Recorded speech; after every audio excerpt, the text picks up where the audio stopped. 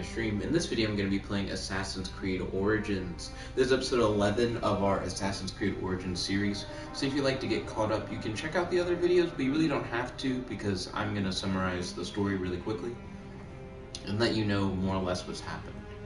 Also, I'm currently setting the monetization settings for this video as I'm talking. That's why I'm looking down at my laptop. I'm also going to set up a live chat so I'll be able to see what you guys are talking about. But here's the story so far. You're playing as Bayek. Bayek is a Magi. A Magi is the protector of Egypt, of the Pharaoh, and of the gods. You are specifically the Magi of Cleopatra. Cleopatra is the rightful ruler of Egypt, but she's been dethroned by the Order of Ancients. The Order of Ancients is an organization that is trying to take control over all of Egypt. The Order of Ancients also are responsible for the death of your son. Essentially, the Order of Ancients kidnapped you and your son and interrogated you about a magical artifact that you knew nothing about.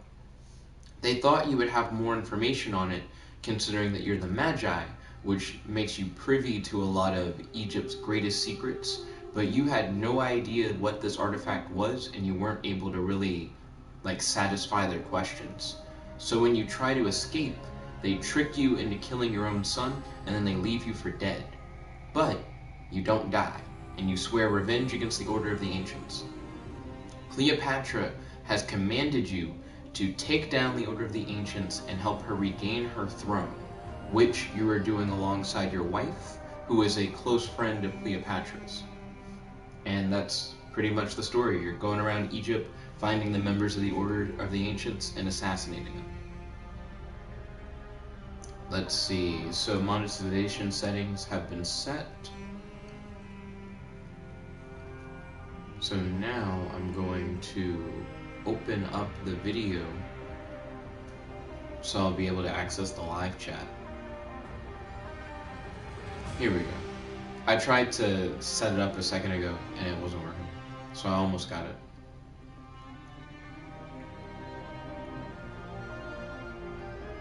Here we go, yeah! So now I have the live chat up on my laptop, so I'll be able to read what you guys say, even if the live chat on the PS4 stops working, which happens on occasion. So now I have my laptop with the live chat right there, and I'm about to start up the game. By the way, I think this game is worth like $15, like if you get it on sale. I got it on sale, personally. I think it's potentially worth more than $15, like if you find it for like $30, that also is fine. I don't think it's worth $60. This is an older Assassin's Creed game. So, if you're trying to spend like closer to like $30 or more, you might as well just get the latest Assassin's Creed game, Assassin's Creed Odyssey, which I haven't played, but I am planning on playing Odyssey after I beat this game. I do really like this game. I think the focus for new players should be on side content, because the story content expects you to be pretty high level, so they expect you to be doing a lot of the side content in order to level up. I would say the best side missions involve you looting treasure.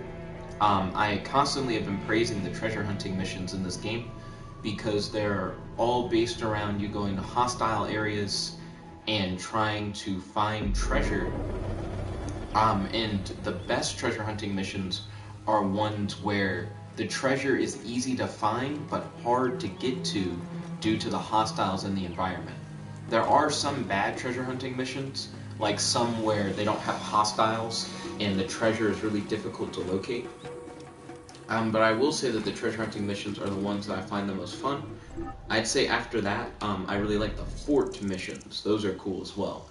Well, you'll go to a huge fort full of enemies, and you'll have to find treasure normally, as well as take out so many powerful opponents, whether they be like captains or generals. So right now I'm looking at my map. I'm trying to figure out what I want to do next, because I'm trying to do more side content so I can continually level up my character. Let me change my map to show only uncompleted locations, and now I'll look around.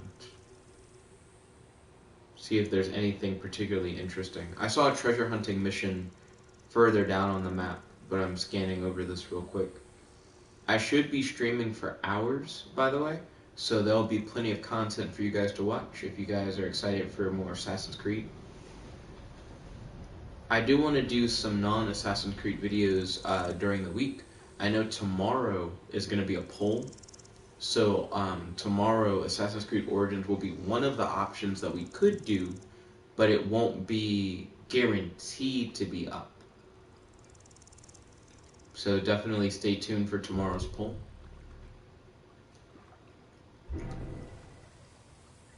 Okay, so I've set up a treasure hunting point on the map.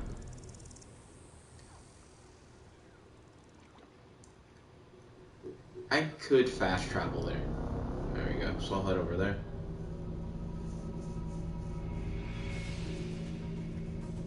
Let's see.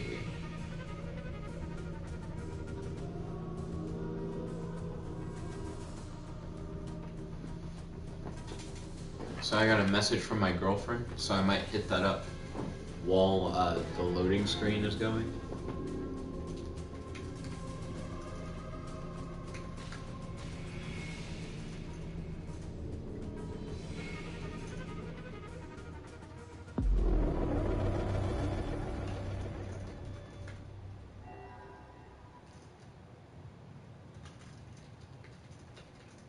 One moment.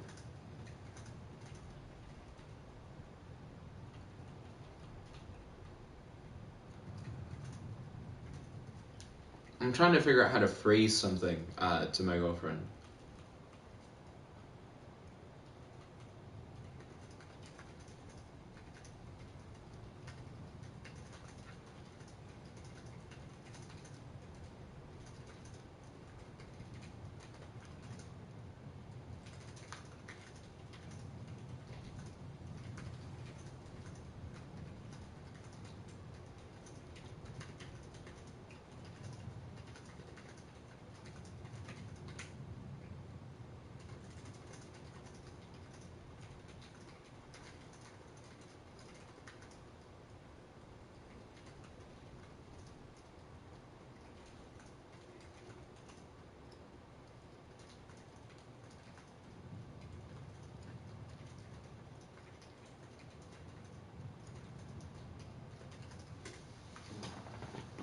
Cool. Okay. Also, one more thing I'll tell to my girlfriend, so that it no longer slows down the stream. I will let her know that I'm streaming.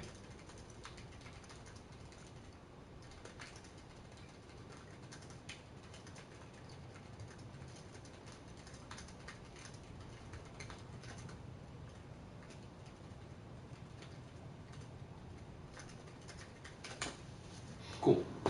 Now let's jump into the action. I apologize for starting a stream and then not having any real gameplay for like the first 8 minutes. I imagine that's not particularly entertaining for you guys. But let's get into the action. Looks like the first thing we're going to be doing is boarding the ship that's not too far out into the water. The water seems pretty clear. I don't see any like crocodiles or hippopotamus like wandering around outside the shore or anything.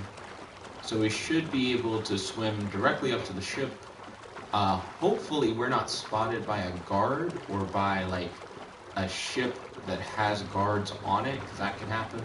I see a ship with guards on it to the side. So when I climb up, I'm just gonna have to be a little careful.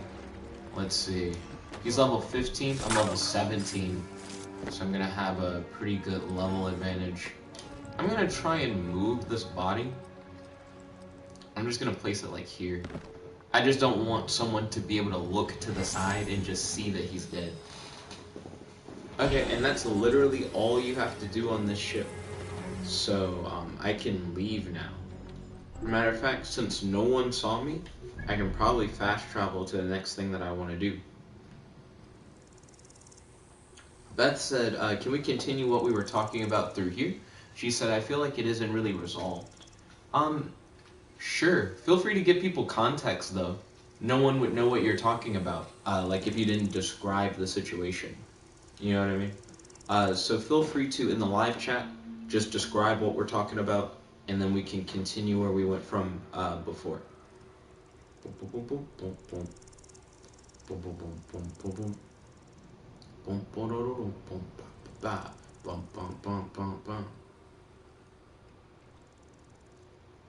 Let's see. So what am I looking for? I'm looking for another mission to do. That's what I wanted to do. There's so many question marks around the map. So I do want to address some of those question marks. I guess I want to travel into one of these, like, blocked off map areas, like some of these fog of war areas. That said, we were talking about how in most cases I prefer emotional support over advice, and how Jet thinks I discuss problems too much. I don't think you discuss problems too much. And to be, like, specific about it, I just think more often than not, you're, like, upset about something going on in your life. You know what I mean? And it's not... It's just interesting. Like, it seems like more often than not, there's something going on that you're, like, dissatisfied with. And you like to talk about it a lot, but you don't really like to get advice for any of it, for the most part. And then I give emotional support. That used to be a whole thing where you felt like I wasn't giving enough emotional support. I feel like I frequently give emotional support about stuff, and some of it I feel like could be easily solved with advice, like depending on what the situation is. But because you don't want advice, I just feel like most of the time we have conversations where you just talk about problems, like for most of the conversation, and then you essentially just want me to say, like, I'm here for you, I love you, I care for you, and I wish you the best of luck. But I just feel like we have that conversation a lot. I feel like we have it multiple times a week, every week. And sometimes I think advice would just help you feel better, especially when we have that conversation multiple times a week about the same thing, like about the same problem. And it's normally like a problem that has to do with like hobby stuff, or like getting bored or feeling lonely kind of thing. You know, and I feel like there are ways to help with that.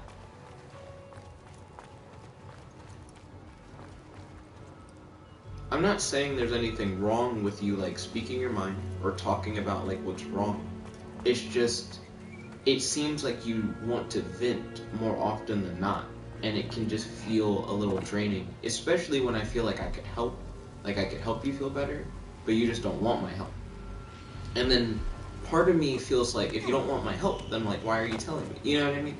Because it's like, I know why you're telling me. It's totally fine to share stuff with me, and I want you to share stuff with me. But it does feel weird when it's like, I want to essentially just keep ranting about the same thing, but I don't want any assistance to make it better.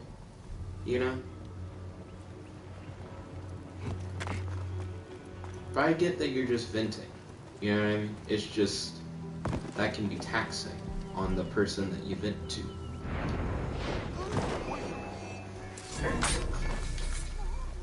Die, die! Oh, he's right on my back.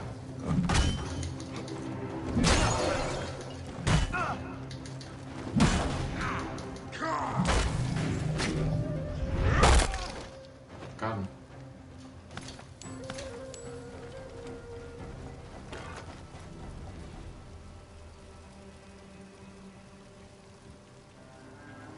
My laptop fell asleep, so I'm trying to get it back up again so I can see the live chat on my laptop, just in case the live chat on the PS4 stops working.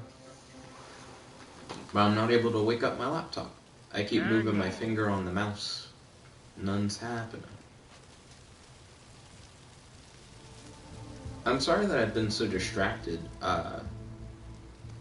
from the stream in particular. Just other stuff's been coming up. Speaking of being distracted, shit, it's the fast guy. He started showing up recently, but the fast guy specifically uses like 2 sickle swords and a bow. And I use one of the slower weapons in the game. Just doing my duty. So this guy regularly has me fucked up. Because my attacks are like slow and strong. And his are fast, and he can attack fairly regularly. There we go. Got him.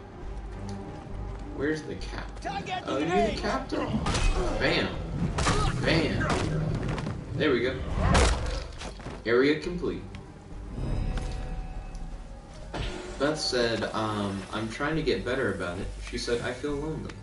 I'm here for you, sweetheart, and I love you. I understand.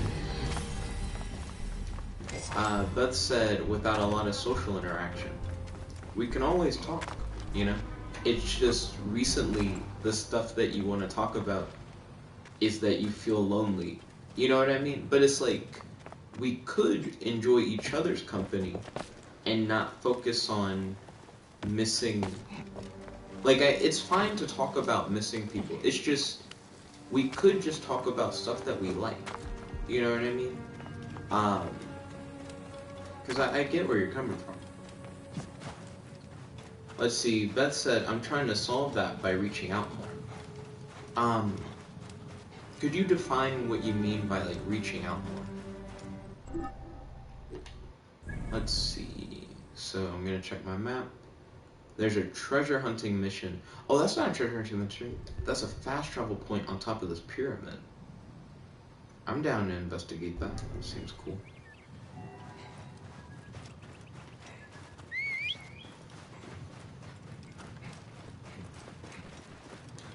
Hey, camel time. Bum, bum, bum, bam, bum, bum, bam, bum, bum, bam, bum, bum.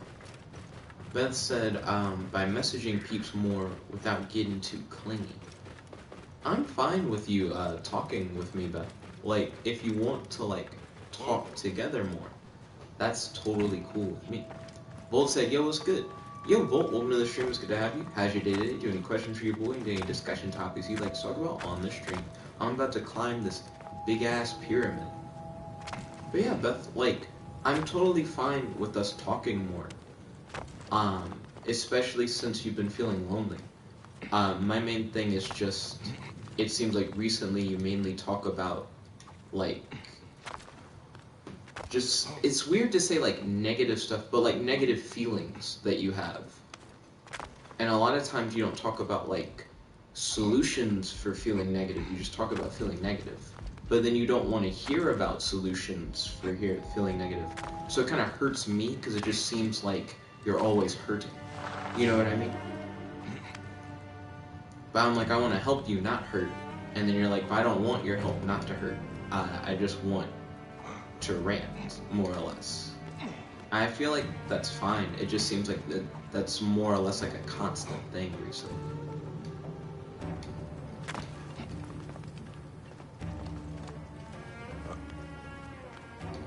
Let's see. Ooh. I'm trying to reach that one crack right there. The pyramid is very slick. It's essentially just trying to climb like an incline.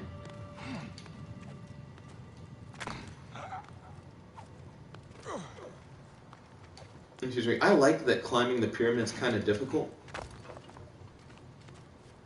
Beth said, I feel conflicted about this, and she said, and what I'm supposed to do about it. She said, I want to be open. I mean, I feel like open,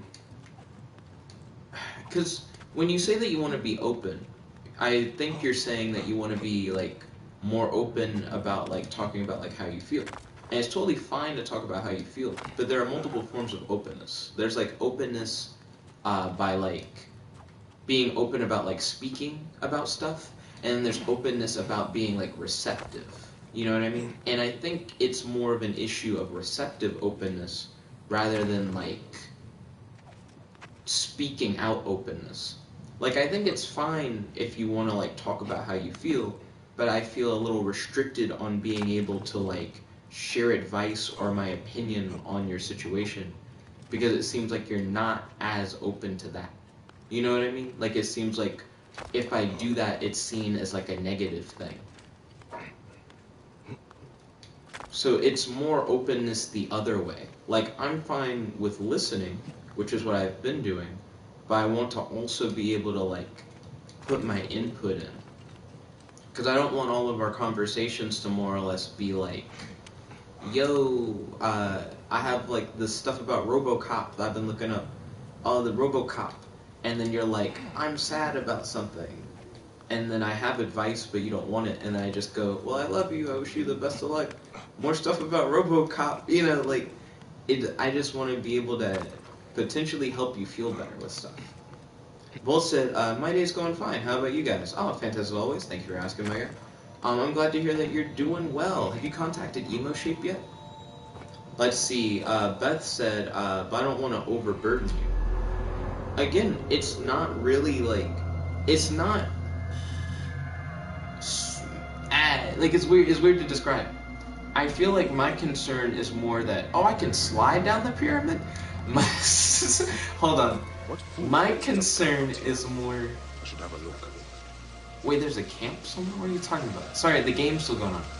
My concern, more or less, and that would hurt. That would hurt your hand. I don't like that at all.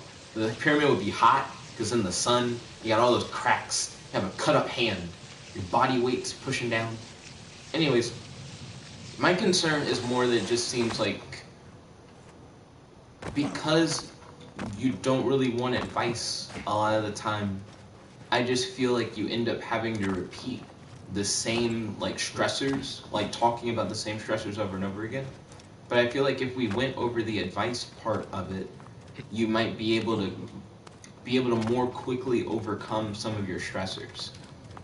And then if you overcome your stressors, you likely wouldn't talk about your stressors as much, because you wouldn't have to deal with them. And if you wouldn't have to deal with them, then you could probably spend more time just having fun and, like, enjoying your life.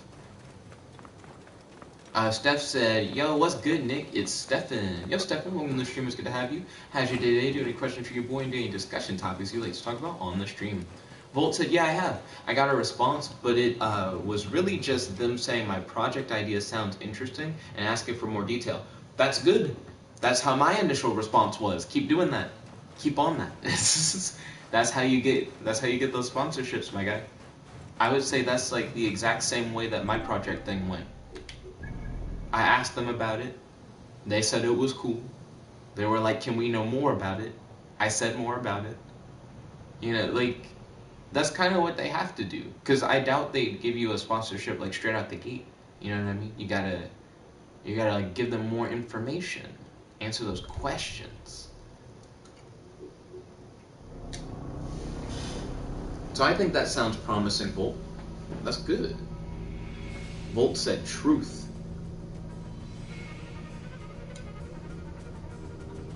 Do do do do do do do do do do do.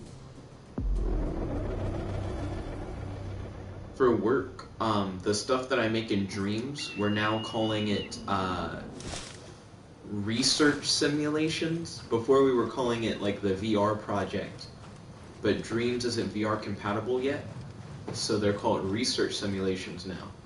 And for work, I'm learning more about how to do like character design and animation in Dreams, so I can start making like really, really short like animated intros for videos and stuff like that in Dreams. So I'm kind of hype about that. I love that more and more of my job is becoming Dreams based.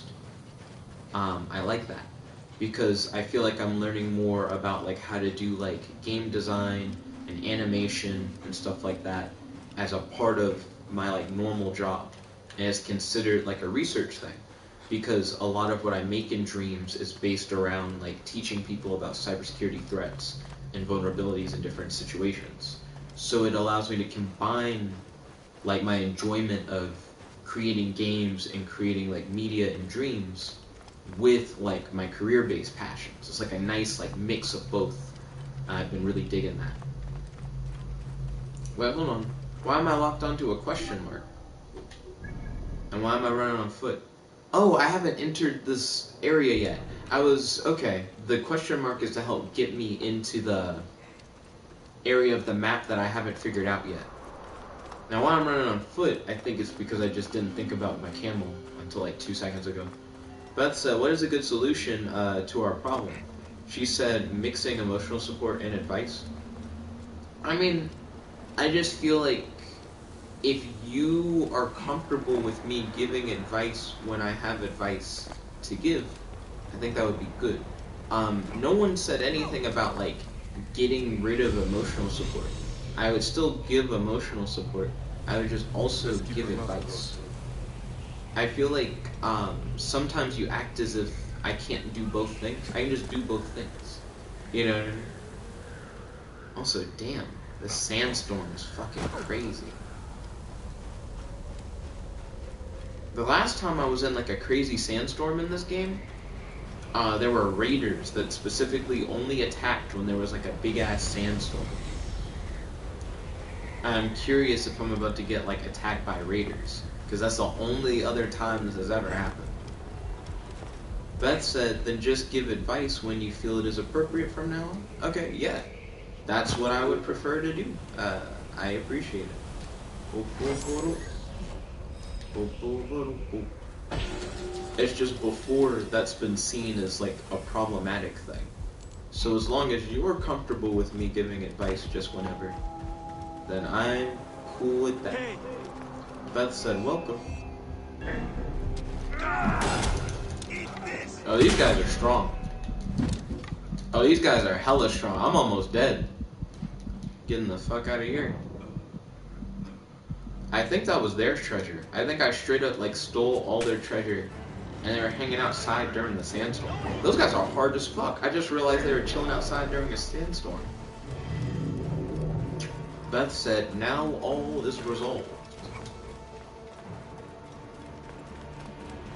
Beth said, and later I can start working on my Ruby Ocarina project instead of concern talks. I mean, the concern talks mainly came from you once again talking about like how you felt sad about something. And I asked you if you wanted advice, and it seemed like you didn't really. And I was like, oh man, we've been talking about the same thing for like 3 days. I'm like, it would be good if I could just give you advice on it. I just feel like it'd be helpful. It just makes it hard to talk, you know? Like, imagine if, like, every day I hit you up about, like, something in my life that you feel like you could help me with, but whenever I tried to help you with it, well, sorry, whenever you tried to help me with it, you were like, but nah, though. I just want you to say the same response back to me that you always say, with no advice, and then I'll hit you up tomorrow. It becomes, like, I think a negative routine. Oh shit, I am. Oh damn. I think this whole area of the map is very high level. I may be fighting outside my weight class right now. So I might want to get out of this section of Egypt like as soon as I can. Also, my mouse on my Chromebook has been not super responsive.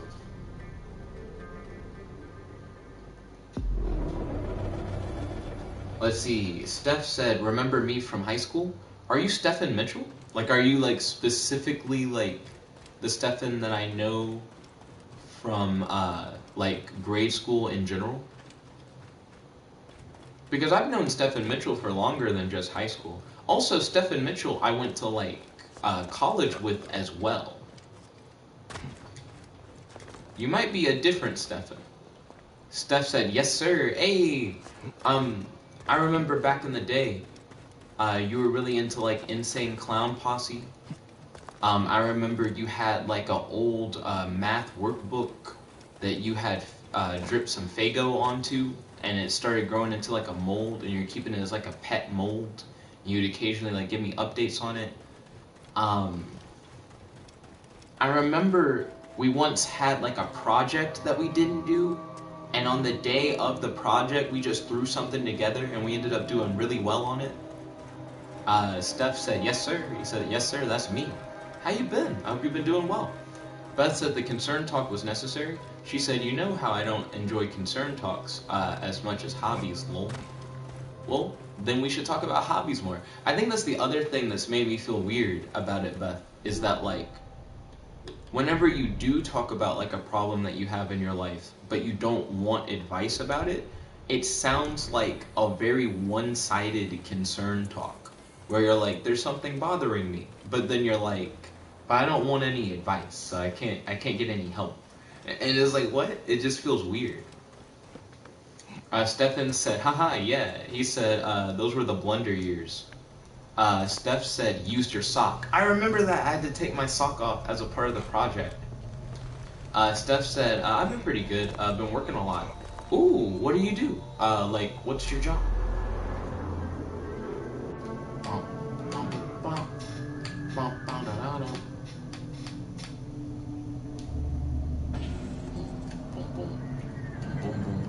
Now I need to exit this area of the world map because it seems really dangerous.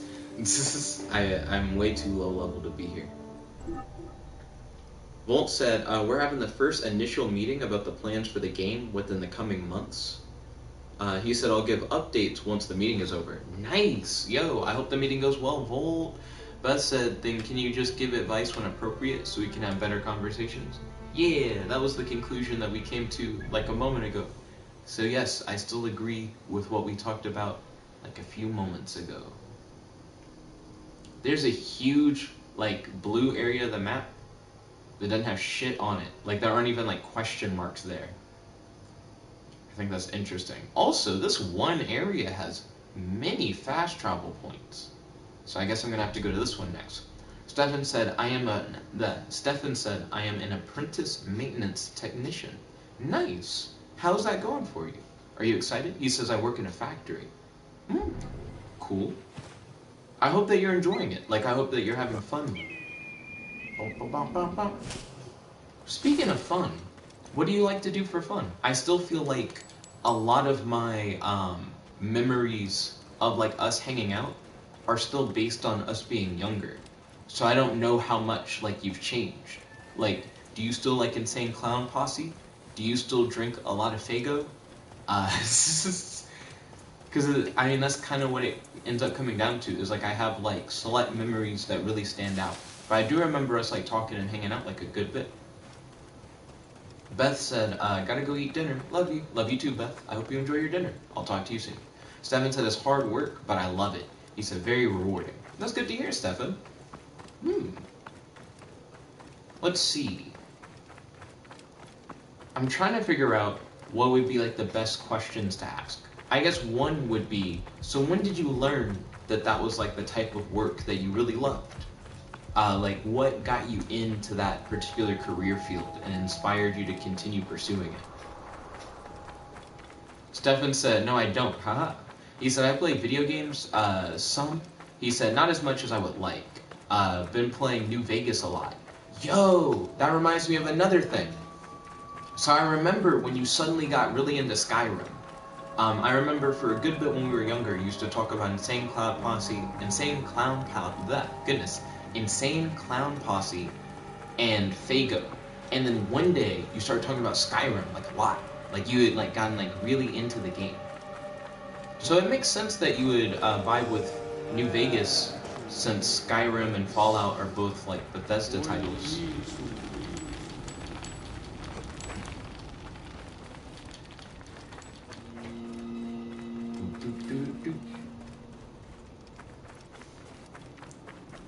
Oh, I keep forgetting I can summon a camel.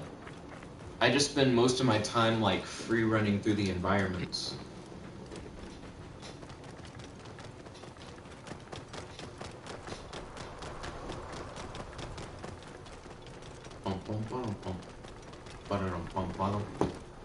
Actually, real quick. There we go. Excuse me. I just changed a setting on my laptop to make it where the screen won't fall asleep. That way I don't have to keep messing with it. Because the touchpad for some reason has stopped working, I have to rely on touchscreen. So whenever I need to make it like wake up, I have to like hit the power button and then tap the screen. But now that I changed the settings, I won't have to worry about it. I guess another question I would have for you, Stefan, other than the how did you learn that the career field that you're currently in, like, is the field for you, would be, what about those, like, open world first person RPG games, like those Bethesda style games like Fallout and Skyrim and Elder Scrolls, do you feel like really like pull you in? Like, what about them do you think make you go, yeah, like this is my jam? And I guess another question I would have is like, what are your favorite types of video game? Like, do you think that the Bethesda style games are the ones that you really vibe with? Or do you feel like you talk about them like a good bit, or that you have talked about them with me a good bit, but they're not necessarily your favorite type of game? I would say my favorite games as of recent have been like AI Dungeon 2 is a really good game. You can essentially do anything in that game, and it's more or less like collaboratively writing a story with an AI. I like Streets of Rogue. It's a very open-ended, like, top-down roguelike. And I like Lego Worlds. I know that sounds lame, but you can kind of do a shit ton in that game. Let's see. So Stefan said, I learned it was what I like when I took welding in high school. That does sound familiar. I feel like that is something that we talked about in high school as well.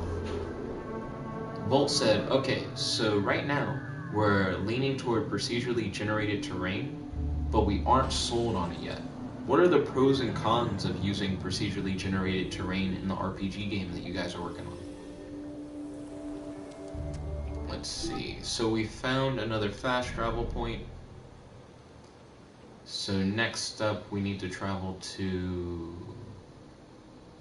Yeah, there are 2 more fast travel points around here. I guess technically you go to this one and then you go to that one. Nestor said hi. Yo, Nestor! Welcome to the stream. It's good to have you.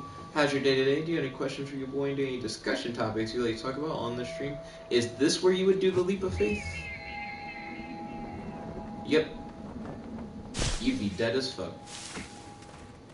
I am worried about the children.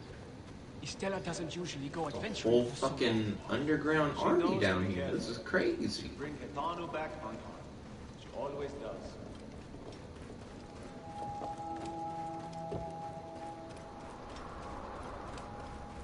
Why can't the Pharaoh's soldiers just leave us alone?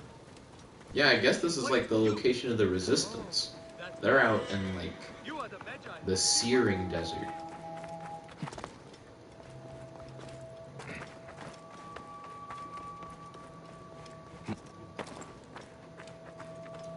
Stefan said, I like those games, mostly New Vegas, because of the decision making and the dialogue. He said using your selected stats and role-playing as a specific character is something that I like to get lost in. He said beyond that, I like difficult games like Bloodborne and Dark Souls. Interesting. So I guess I would want to ask you, what are your thoughts on games like, I guess, Streets of Rogue?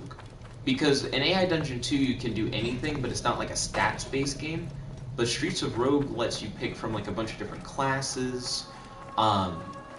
You're able to explore, I believe it's a procedurally generated world, but it's kind of done in like an 8-bit top-down style.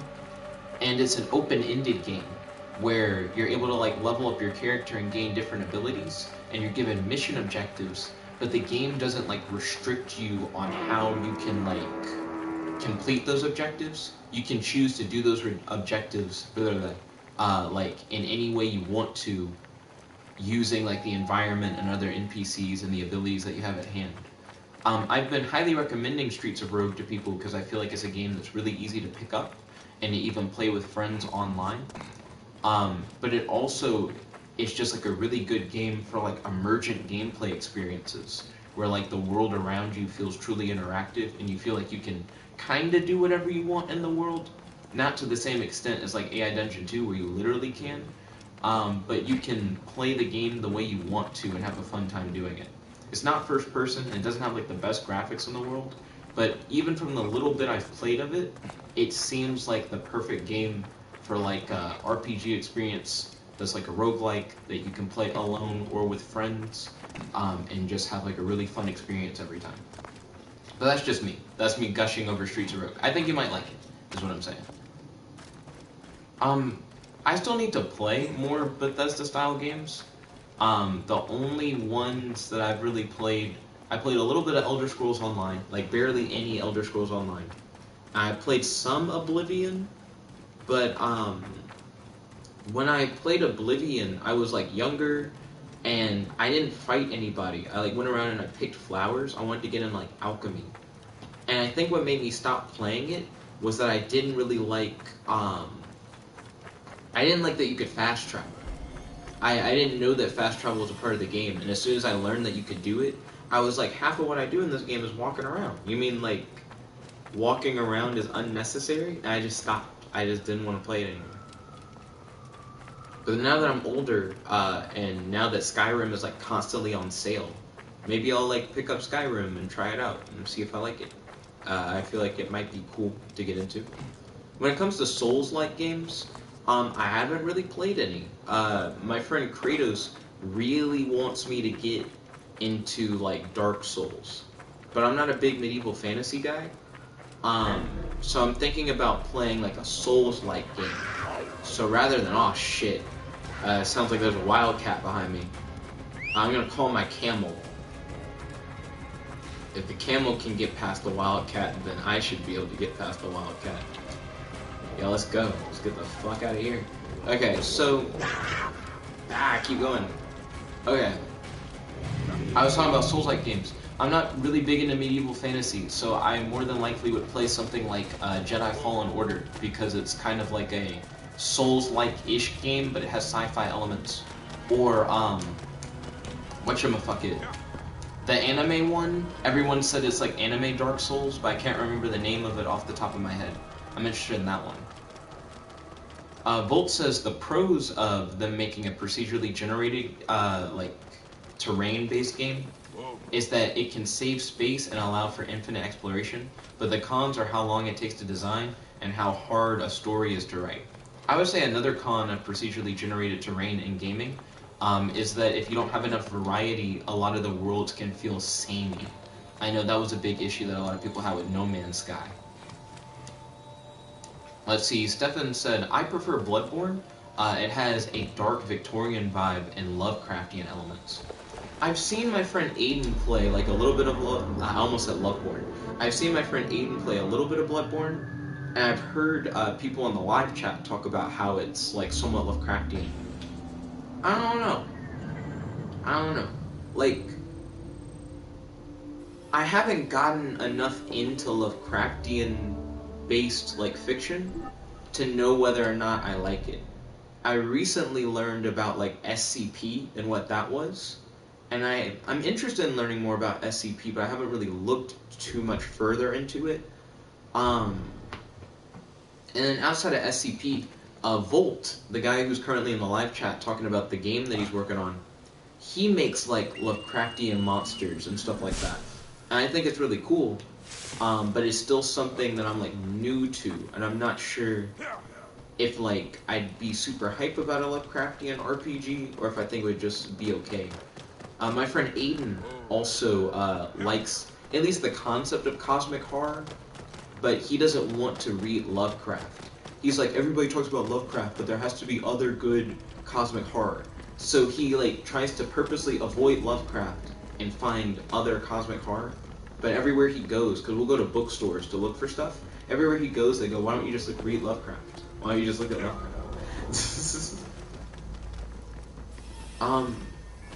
If I wanted to get more into like Lovecraftian stuff, what would be like a good entry point?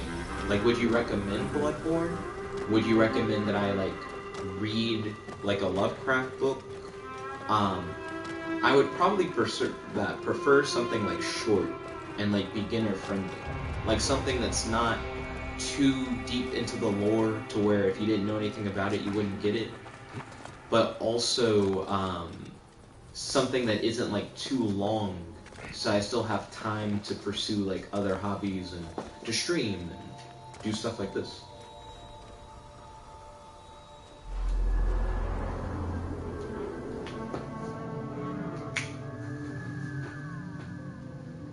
let's see. Oh, Stefan, another question that I have for you. What are some, like, big things that have happened in your life, like, since, like, high school and college and everything? Like, do you have any, like, interesting or crazy stories or just, like, cool life achievements that have come up since then?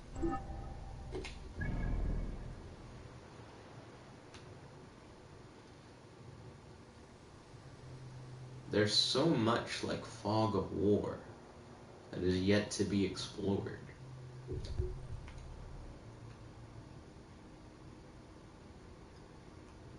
Yeah, I think I've gotten all the fast travel points that are on this particular part. Stefan said good or bad or both. Entirely up to you. Like, whatever you feel comfortable talking about. Stefan said, well, I met Ivanka Trump.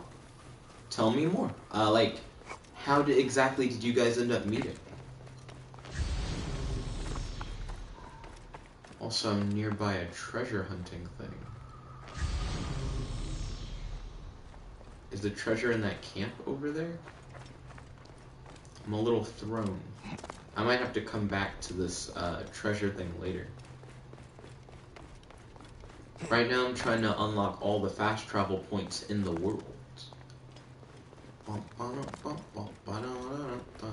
Because I think it'll make things easier for me in the long run. Leap of faith.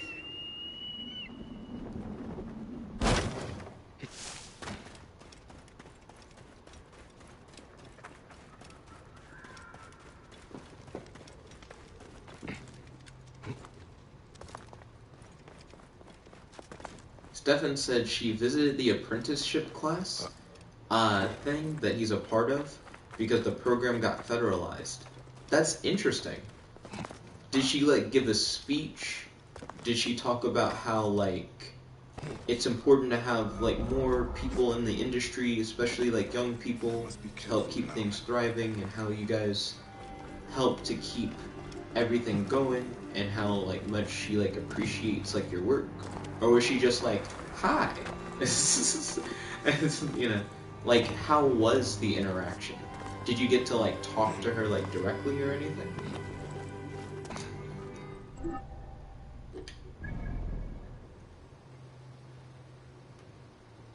Let's see, so the fast travel point on this map, or at least this area of the map, is right there. And there's another one on the corner right there. And there are two more down here. So I guess we'll sweep through here, and then fast travel back to this one, and then sweep through here. Try and get this whole weird crevice.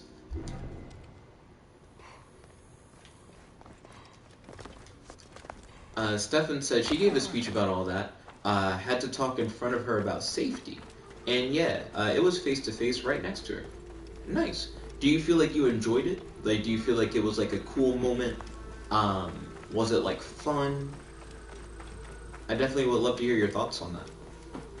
I don't think I've ever met like a famous like politician. If I have, it's like not something that I like fully remember. I know I've met like the sheriff. Yo, Kaylee, welcome to the stream. It's good to have you. How's your day today? Do any questions for your boy? Do any discussion topics I talk about on the stream? Because my mom works for the sheriff department, and I believe that I also got to see the sheriff while I was in like a criminal justice class in high school. Let's see, Stefan said, yeah, it was pretty cool. I was nervous though. Did you do well? Sometimes I know that nerves can get the best of people, but in the moment, you know, you can like get in the zone and you can just like get past it. Like, do you feel like you did well with the speech and everything? And here I am, at last, in the Fayu. I will root out the agents of the crocodile. Oh shit. That was really weird, because I'm just kind of running around trying to like get all these fast travel points. And then suddenly That woman is standing right on the edge of the cliff. I should check on her. Damn, the game really wants me to do like a mission. Like a very specific mission here. I guess they don't expect you to be here until you've already, like, done certain things. But because I'm just getting the fast travel points, the game's making a lot of assumptions about, like, where I am in the game. Stefan said, I heard that I did pretty well. Haha. He said, I got something bad, too, that happened. I'm ready.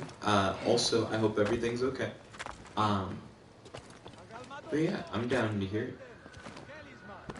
I hope everything's okay now, from whatever the bad thing is. Be careful! The curse of Wadjet! The Curse of Wadjet? I guess I'm curious to hear what the Curse of Wadjet is. Oh, I think the fast travel points. Oh, it's on top of that statue. I'm on the wrong statue. Stefan said, remember Ryan Pardue? I'm really bad with names. I think so? Is he like a taller guy with blonde hair? Also, I didn't have time to synchronize. Near the villa at night! But was he tall and did he have blonde hair? Or am I thinking of a different guy? Synchronize. Stefan said, well, Kaylee said, oh yeah, I remember him. Kaylee also went to our high school. Stefan said, yes, really tall. Kaylee and Stefan, do you guys know each other? Kaylee is was one of my neighbors back in the day. We used to ride the bus together. Stefan said he was a grade below us. Kaylee, I believe, is a grade below us. So she might have known Ryan, like, personally. I don't know. But Kaylee said it's sad. Oh, it sounds like Kaylee knows what happened. I am not entirely aware of what happened. But it sounds bad, but you told me that it's going to be bad ahead of time. And Stefan said he died. I'm sorry to hear that. I give my condolences. What happened? Kaylee said, yeah, I was in Ryan's grade. Were you, like, close friends with Ryan, Kaylee? Where is... So I'm going to be heading here next. And I'm going to set the travel point. Would it be faster to set the point up there? Because then you'd have to travel down across the rocks. I could probably just continue from here and go down that road. Security for all! An increased military presence throughout the Fayoum has... Stefan said he had drug abuse problems that he was dealing with for a while that got the best of him. I'm sorry to hear that, Stefan. When did he die? Was it like a recent thing? Mike the Legendary Gamer said, hey, yo Mike the Legendary Gamer, welcome to the stream, it's good to have you. How's your day today? Do you have any questions for your boy? And do you have any discussion topics that you'd like to talk about on the stream? Kaylee said, I didn't talk to him much, no. But he was cool whenever I did have any interaction with him. It's good that you have, like, good memories of him. Mike the Legendary Gamer said, I'm doing good. That's good to hear. What have you been up to today, Mike? Ooh. I did not land on that rock gracefully. Stefan said, it was a few months ago, I think. He lived a couple houses down from me. Oh, I see. I'm sorry to hear that.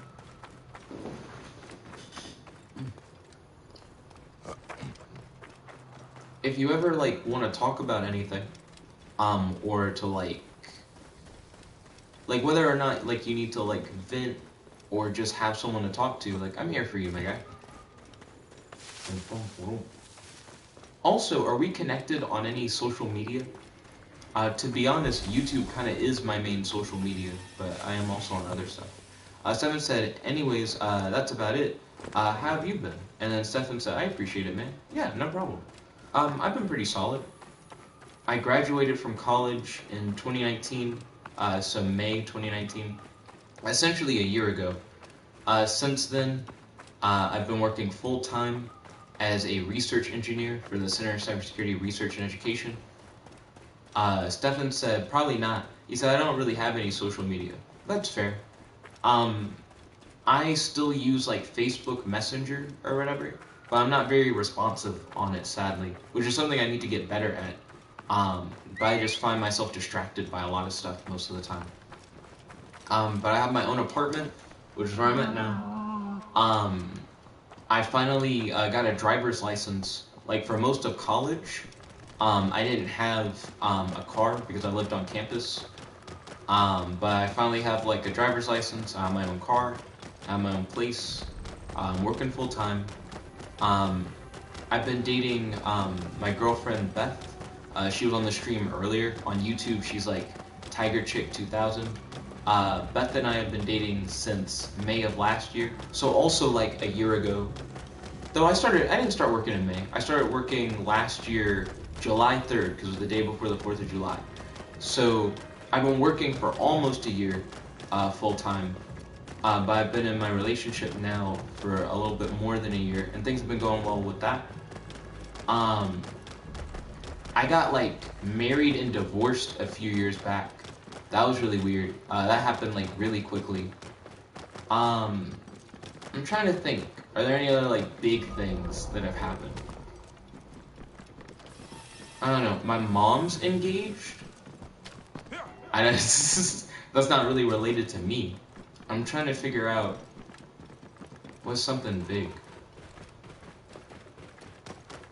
I've been writing and publishing books a good bit, but I've kind of been doing that. I was like writing and publishing books back in high school. But recently I've been doing more collaborative writing, like where I get like multiple people together on a project, and we try and like build a big fictional world together.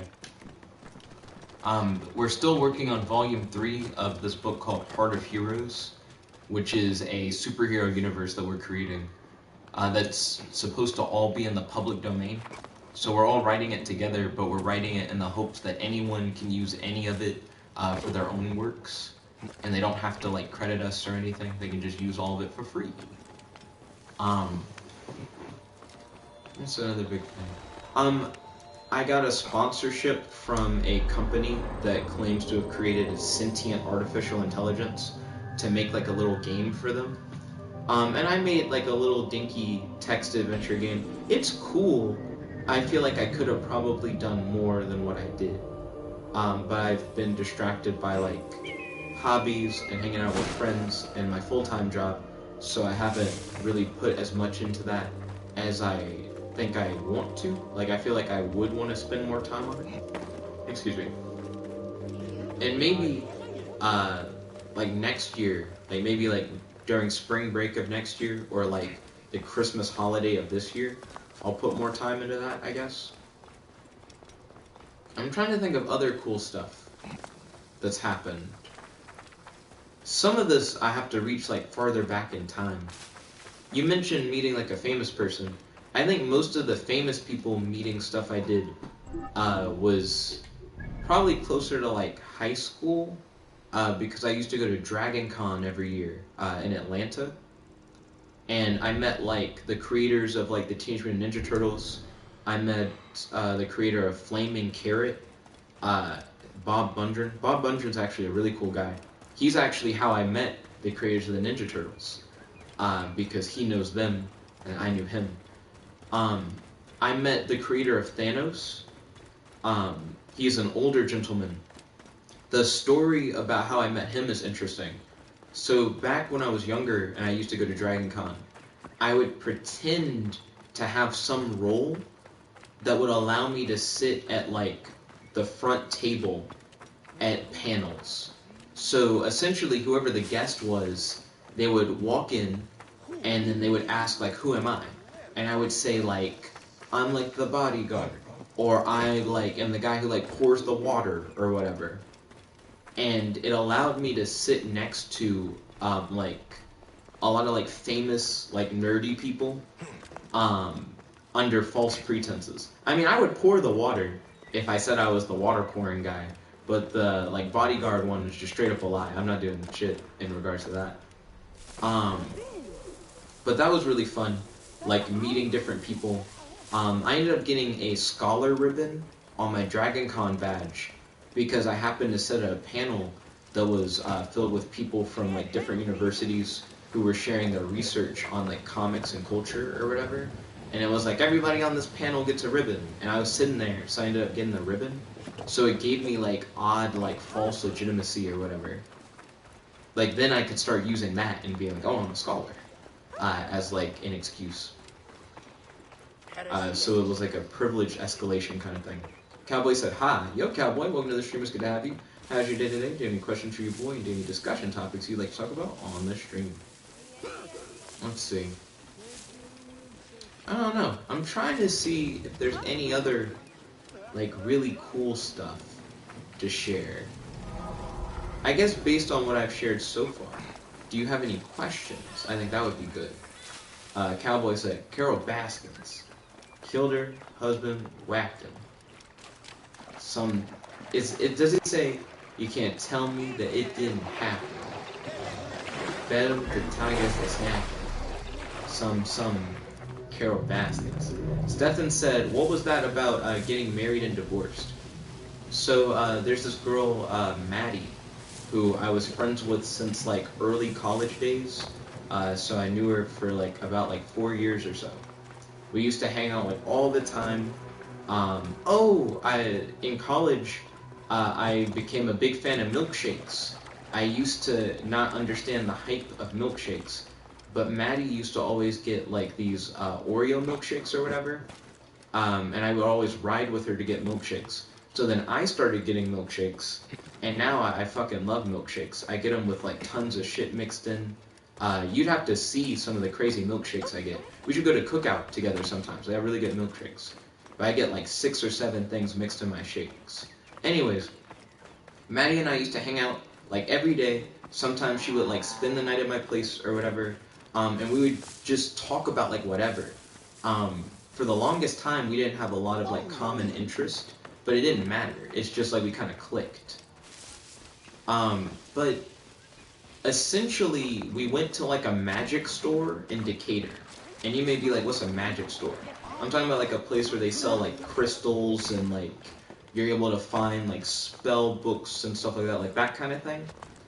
Because she and I had like an interest in that kind of thing. And at the magic store, they did like $50 wedding ceremonies or whatever. And Maddie was really excited about like, yo, like they do like the $50 wedding ceremony thing or whatever. And we started talking like hypothetically about like, well, what if we were to like do the little like wedding ceremony thing? And she seemed like really happy about it. I had known her for years by this point. I had never seen her like that happy about anything. And I was like, well, if she's this happy about it, like it couldn't be a bad thing. So then we did the ceremony. And then after the ceremony, the person who like did our vows and everything was like, so there's like a courthouse like around the corner if you guys want to like make it official. And she was hella hype and like super like happy to do it. So we ended up going to the courthouse and we ended up getting like officially married. And this happens like all within the course of like one day. And we were able to like do it so quickly that like we went to go to the magic shop before like my early class, and I was able to make it to like the end of my class. And from the start of the day, I keep accidentally jumping off these buildings. At the start of the day, I wasn't married, and by the end of that class, I was married. Very quickly, our parents catch wind of it. They're like, yo, you gotta get like an annulment or whatever, so that it counts as if you like never got married. And then they were like, actually getting an annulment takes like a lot more time. You should just get a divorce. So then we ended up getting like a divorce. And we were friends for a while. Then some weird stuff happened. Not friends anymore. Which kind of sucks. But I mean, that's the thing that happened. Let's see. Cowboy said, let's talk about Carol Baskin. I haven't seen Tiger King. I don't have much to say about Carol Baskin. Stefan said, and how do you like being a research engineer? So I really like what I do with the Center for Cybersecurity Research and Education. My job role varies a lot, I would say. Like, I used to mainly do like software engineer stuff. But recently I have been creating what we're calling research simulations. which are like educational material to teach people about cybersecurity threats. Using Dreams, which is like a game for the PlayStation 4 that lets you create your own animations and create your own games. So if anything, it's been more like designing educational games, but that's still pretty cool. I kind of like doing that, not gonna lie. Let's see. Kaylee said, I miss cookout hangouts. Speaking of which, Stefan, I started hanging out with friends, like, constantly. Like, before the pandemic stuff started. I used to hang out with my friend Colin on Mondays. I used to hang out with, like, Kaylee, Serena, Noah, and sometimes Beth on Tuesdays. On Wednesdays, I would hang out with my friend Chelsea. On Thursdays, I would hang out with my friend Ryan. And then on Fridays, we would try and get as many friends together as possible to go to a local game store called Station Retro. And that's when we would, like, rally up all the niggas. Then on Saturdays, I would hang out with Beth, because that's our date days. And then on Sundays, it would just kind of be more of like a family, kind of like chill day kind of thing.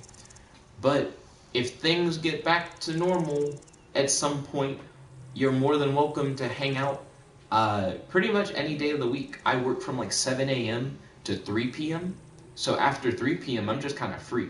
And that's how I was able to hang out with friends so much back before like the pandemic stuff started. But Cookout's bomb. Stefan, have you been to Cookout?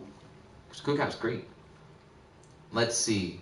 Stefan said, oh yeah, Cookout is good. Hey, there you go. Cookout's bomb, dude. Cowboy said, let me holla out my virgins in the house. Beth said, Ed Kaylee, you and I are on the same page. Godzilla said, I got a game called Terraria. Yo, Godzilla, welcome to the stream. It's good to have you. How's your day today? Do you have any questions for your boy and any discussion topics you like to talk about on the stream? I've heard of Terraria. I've heard it's like similar to Minecraft. I think I tried to play a little bit of Terraria, but I didn't get into it. Also, I feel like Minecraft is also a little hit or miss with me a little bit. Beth said, it makes me uncomfortable that we can't serenade the Cookout merchants into giving us free food and shakes at Kaylee. So, it was interesting that you called them merchants. Let's see. Kaylee said, at Stefan, hi, I am some weirdo named Beth. Nice to meet you. Kaylee said those Coke floats are calling my name. So I heard today, I don't know if this is true, that you can go to Chick-fil-A and that you can ask for any drink frosted. And what they'll do is they'll put some soft serve ice cream in your drink. And you can ask for any drink frosted. Let's see. Stefan said, I'd be down with that. He said, I typically work 7 to 3, but sometimes longer. And sometimes on the weekend. It just depends. Oh, that's cool. I think it's interesting that we both work similar schedules. It seems like the same schedule sometimes. Godzilla said, if you got Terraria, we could play. I'm not sure if I really liked Terraria. Like, I didn't play it for very long before I was like, I don't really want to do it anymore. So I don't know. Now, if you got Streets of Rogue, though, that'd be a different story, Godzilla. Streets of Rogue is pretty good. From a temple. Are you crazy? Let's see. Stefan said, and hi, Beth. Nice to meet you, too. Godzilla said, if you put it on the Why do you poles. think they are so expensive? I would sell my whole life for an uncle. Let's see. Cowboy said, at Stefan, he said, sup nigga on Crip. You say on Crip. Are you really about that Crip life, though? You really be crippin'? On these streets, you got those blue flags? What side you wear it? Let's see. Cowboy said, hey, Nick, bro. He said, bro, get holes in your leather jacket. He said, oh, I think he's doing rap lyrics again. Cowboy does that sometimes. Kaylee said, at Stefan, do you like Wheel of Fortune? Ah, Jeopardy is the true game. I'm not a big fan of Wheel of Fortune. Kaylee is a big fan of Wheel of Fortune, though. That's her jam. She's good at it, too. She doesn't just like it. She's skilled. Beth said at Stefan, tell me more about your interests, hobbies, etc. I know that Stefan likes Souls-type games. He likes Bethesda-style RPG-style games. Stefan, what kind of music do you like now, if you no longer vibe with, like, Insane Clown Posse? He likes welding. He works in a factory. I do want to know more about your interests. That's a good ass question, Beth.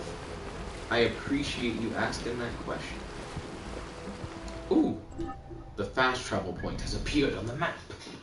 Volt said, dude, I'm hyped as fuck right now. You said, I can't say much, but I think this game is going to be really cool. That's great to hear, Volt. I'm hype. Hashtag hype all around. Let's see, Cowboy said, hey, Stefan, do you like D? Then Kaylee said, lol, nobody else likes Wheel of Fortune. I don't think that, I think there's somebody else who likes Wheel of Fortune. Do I know who they are off the top of my head? No, but do they like it? Probably. I mean, I don't hate it. I just prefer Jeopardy, like if I had to pick. Let's see, Godzilla said, at Stefan, what's your opinion on George the Hungry?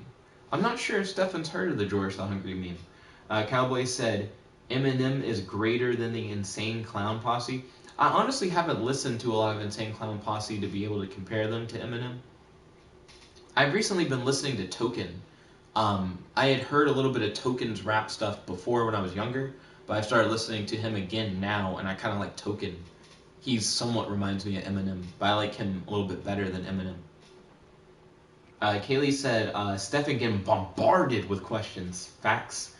Cowboy said, me. Stefan said, I like reading Stephen King and some nonfiction. He says he likes classic rock, old and new hip-hop. Interesting. So, I haven't gotten into Stephen King, but I'm interested in It. I only saw the It Part 2 movie. I didn't watch the first one. But it kind of reminds me of like some cosmic horror stuff as well. I'm also interested in Dr. Sleep. I want to see that movie. Because it's supposed to be like a sequel to The Shining and have like more psychic power stuff in it. Let's see, Volt said it's all about Deal or No Deal. I don't have Deal or No Deal. It'd be interesting to get though. Let's see, Stefan said, I agree, Cowboy. Interesting. I might have to look. Well, hold on. You said Eminem is better than Insane Clown Posse. That makes it sound like I'm not missing anything. Let's see, Godzilla said George the Hungry is the most powerful being in the universe. He has no arms, he has 2 legs, he has blue horns, and he is all-powerful. All-powerful, but no arms. He doesn't have the power to have arms. I don't get it. Stefan said, I weld things as a hobby. He said, I love horror as well in general. You know, since you brought up that you like weld things as a hobby, that jogged my memory on something. I remember back when I was doing like the crime fighting stuff, Stefan was like, what if I like welded together like a gadget that you could use? I remember that you were talking about you had like a duffel bag or whatever, where I think you had made some kind of like improvised weapon for like crime fighting stuff. Do you remember that? I thought that was interesting. Let's see. Godzilla said he can still grab things with his mind. What? George the Hungry has telekinesis? This lore feels new. I don't remember that lore. Let's see. Cowboy said, at Stefan, do you like D or P or B? Kaylee asked, what are your favorite horror films? By the way, Kaylee is super into movies. So if you're ever interested in talking movie stuff, Kaylee's got you on movies. Oh, speaking of movies, today I watched multiple hours worth. Well, I can't say I watched. I listened to, because I was working, I listened to multiple hours worth of RoboCop video essays. I've never seen any RoboCop movie, which there are apparently 4 RoboCop movies, like an animated show and a live-action TV show. I didn't even know there was that much RoboCop stuff, and multiple games, and an action figure line. I've never seen any RoboCop, but these video essays are really interesting. I'm surprised at how deep RoboCop actually is, because on the surface it sounds very, like, shallow, but it's a satire on, like, capitalism. It's a satire of, like, ultra-violent films of the time. It's a piece about man versus self and, like, trying to regain the loss of humanity. There's so much shit going on with it. If you guys haven't gone down the RoboCop rabbit hole, I'd highly recommend it. There are plenty of really cool video essays on RoboCop available on YouTube. I think it's a fun way to spend a few hours. Especially, I imagine... Fuck, I keep jumping off of it before I synchronize. I keep forgetting that you gotta hit triangle when you get up there. Okay, let me continue. Beth said, what RPGs do you like, at Stefan? Cowboy said, that D is a favorable horror film. Stefan said, oh yeah, it was a lawnmower blade and with railroad spikes on it. My goodness. How do you hold that? Do you use the railroad spikes as the handle? That's very interesting. Also, did you ever patrol with that? Like, did you ever go around your community, like, with that essentially improvised weapon? Let's see. Volt said Jerry walks around naked. Well, Jerry's a bug. I don't expect bugs to wear clothes. Godzilla said he can solve all problems. Of course. George the Hungry has telepathic powers. His powers are way beyond what I originally thought they were. Let's see, Boss Tross said, what's up, my guy? Yo, Boss Tross, welcome to the stream. It's good to have you. How's your day today? Do you have any questions for your boy? Do you have any discussion topics you'd like to talk about on the stream? Let's see, Godzilla said, Ed Volt, tell us a character.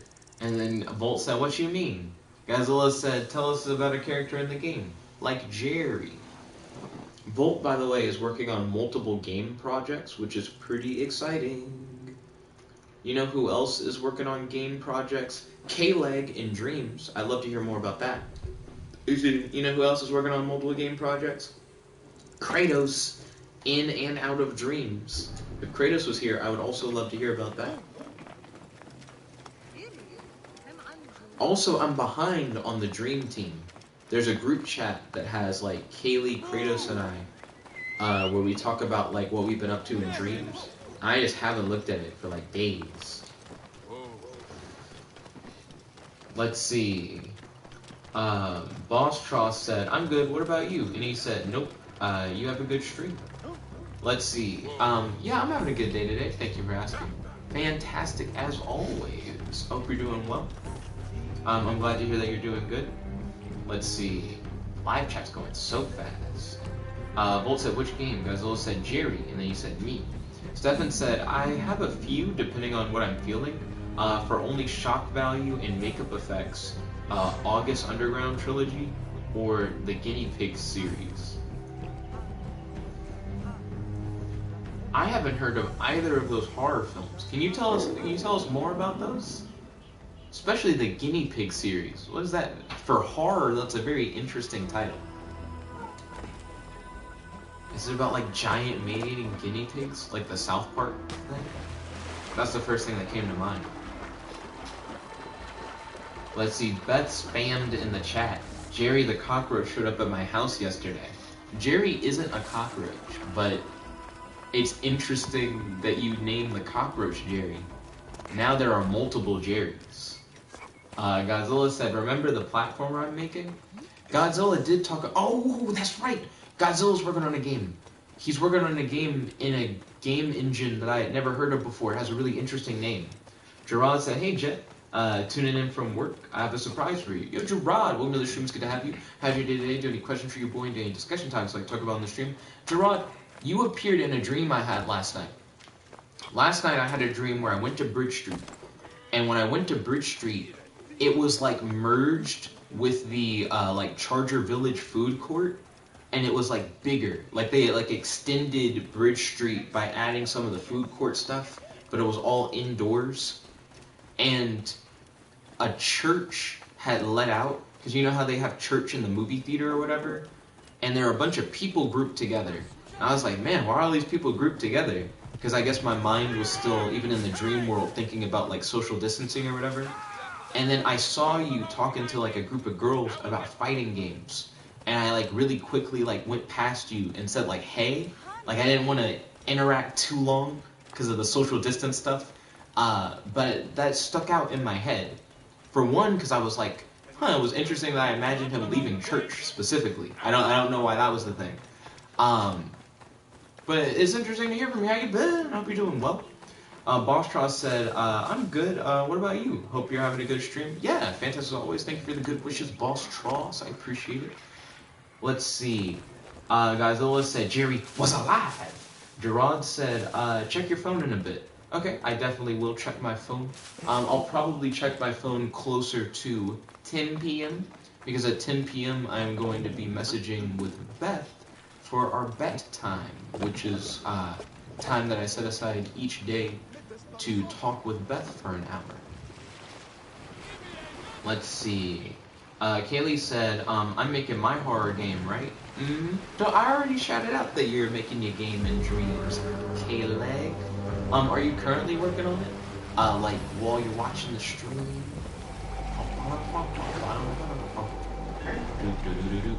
Let's see. Also, Kaylee, I'd love to hear more about your horror game. I remember you told me that you're making a cabin in the woods, but could you give us, like, more details? Or would it be spoiler territory? Let's see. Bolt said, because we have a Jerry for one, and an unnamed main character for another. And Bolt said, I told y'all he's lying. Stefan said, others are Hostile, the original Texas Chainsaw Massacre, Conjuring 2, its remakes, 7, and Silence of the Lambs. Oddly enough, the first few movies you mentioned, Stefan, I'd never heard of. And then the rest of the movies you've mentioned, I've heard of all of those. So I'm very surprised. Let's see. Beth said, I think Nick should play this fun and cool game called Message Kratos more. What? I need to message, like, everybody more. I feel like I end up leaving a lot of people on red. But, like, unintentionally so. Because, like I say, I just get distracted by other stuff. Really, the easiest way to talk to me is to tune into the streams, because I always do the streams. Let's see. Boss said, do you add people because if you want to play in other games, I'll be on to play. So, I'm down to play games with people online if the game that I'm playing is online, if that makes sense. Like, we recently did a Streets of Rogue game where we played online. We used to do Brawlhalla, and we were able to play online with that. What's another online game? We used to do Yu-Gi-Oh! Like, all the time. That used to be, like, the main thing on the channel. We used to do Yu-Gi-Oh! Streams, like, constantly. Because you can play that online in your browser. I have been thinking about bringing some Yu-Gi-Oh! Content back. I just haven't really done it. And I do have reasons to want to get back into Yu-Gi-Oh! I just haven't yet. Let's see. Beth said, I remember you telling me of his complaints about you not being responsive. That's true. That was a thing for a while. Kratos would, like, make memes whenever I, like, didn't respond to his messages. And they'd be memes about me not responding to his messages. I don't think I have Kratos on Red. Well, I might if you posted in Dream Team. I haven't looked at Dream Team. Let's see. Stefan said they are 80s Japanese movies based on a manga. That sounds interesting. Have you seen Guyver, Stefan? I think it's called, like, Guyver Bio Boosted Armor or whatever. It has Mark Hamill in it. I don't think I finished Guyver, but I watched a good bit of the Guyver, like, anime, and I liked it. I want to watch more Guyver at some point. I guess I should watch RoboCop first. I love the design of Guyver, which is why I brought it up. I might want to get a boat. Let's see, where we at, though? Kaylee said, I gotta check those. I haven't heard of them. Nice. I think it would be cool if we all got together and watched some movies, as long as I don't fall asleep. I will admit, the last couple times I tried to watch movies with friends, I did fall asleep while watching said movies.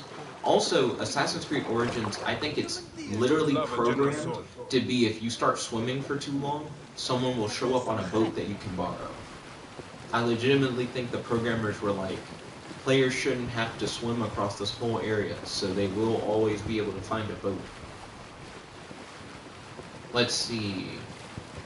Where we Godzilla said you call it Goop. Goop? That's like Gwyneth Paltrow's, like, company or whatever that JonTron makes fun of. Beth said, remember an army of Jerrys exist? Not in this house.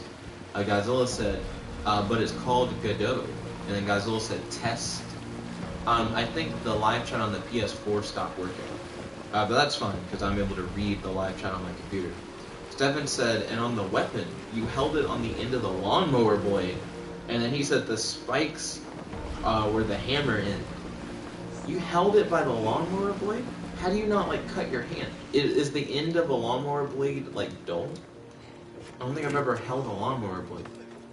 Kaylee said, yeet.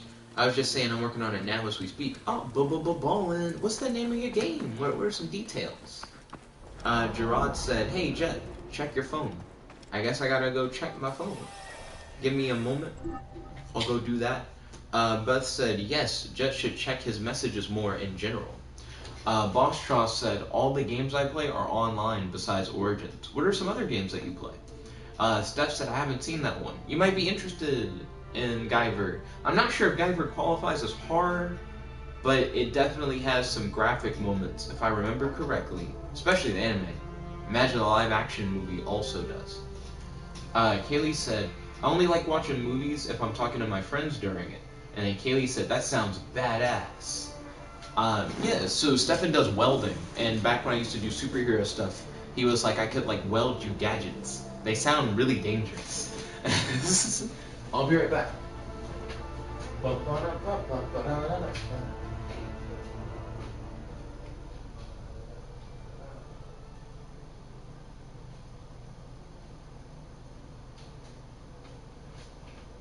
Okay, I also got a text from my mom.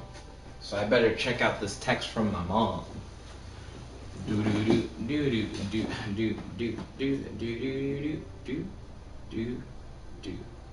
Okay, so I'm gonna tell my mom like good evening. I love you, and I'm gonna say I hope. Oh, I can use my voice. You have a happy day today. Period. Okay, so that's to my mom. Yo, Gerard, did you see that the Death Battle guys talked to Butch Hartman, the creator of Danny Phantom? They like did like a video together where they talked about the Death Battle before it came out. I thought that was really interesting. Boss said, Jet, I play GTA, Battlefield 4, Battlefield 5, Hitman 1, Hitman 2, and more. I used to have GTA 5 for the PlayStation 3. I don't really like GTA that much. I'm a Saints Row guy.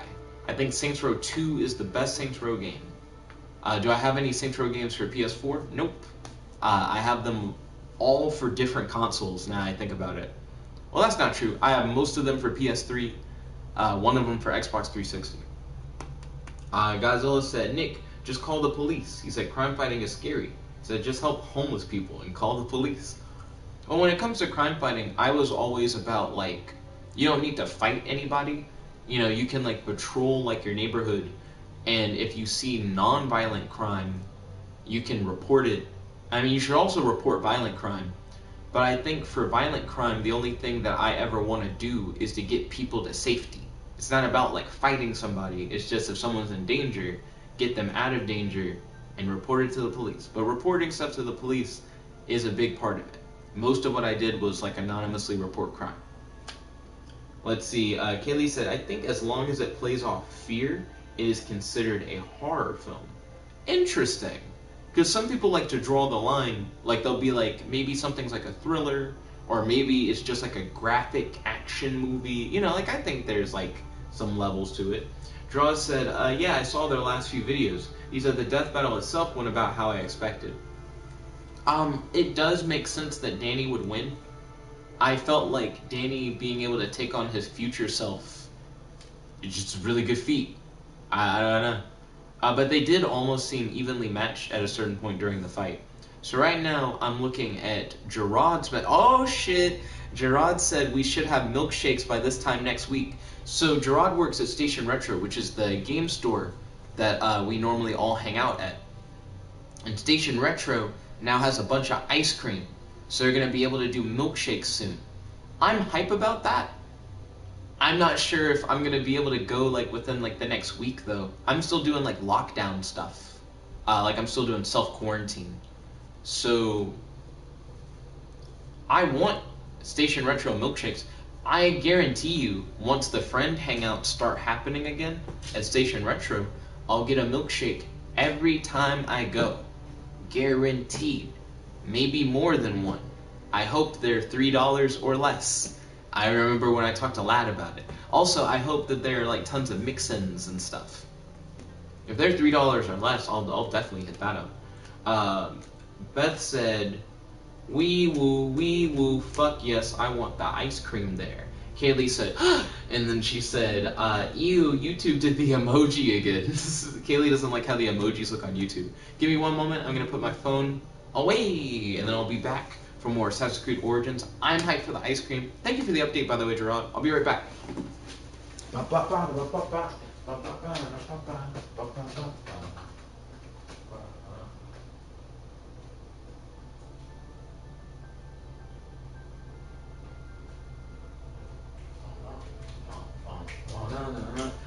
So, within the last month, we've gained like over 50 subscribers. So we've been steadily getting more and more subscribers, and that's awesome. I'd highly recommend sharing the channel with your friends, letting anyone you know who you think would be interested in the content that like it's here and that they can find more of it.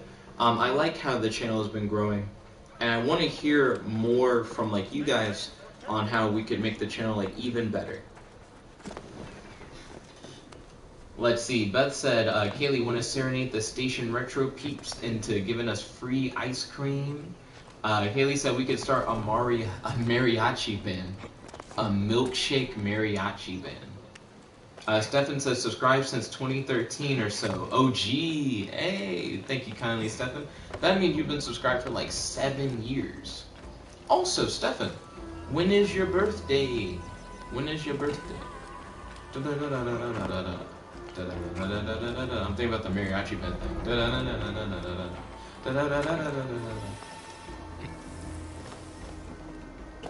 Ooh, it's almost like this thing was made for me to climb it. Hey, get up there. Ba-ba, ba-ba. Synchronized.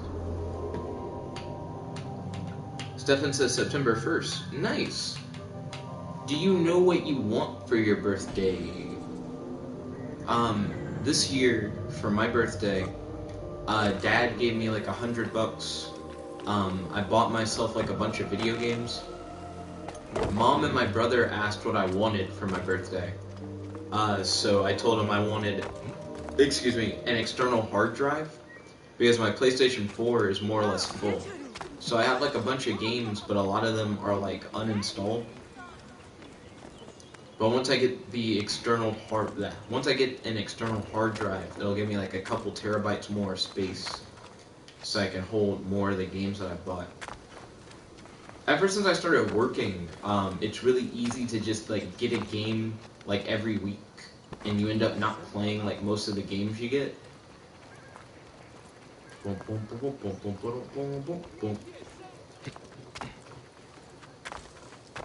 But I want to actually be able to still have access to those games when I do. Let's see. Godzilla said, Nick, your dad is rad. Oh, thank you kindly, Godzilla. I imagine he would appreciate the compliment. Wow. Let's see. Where's the next fast travel point at? That's my question.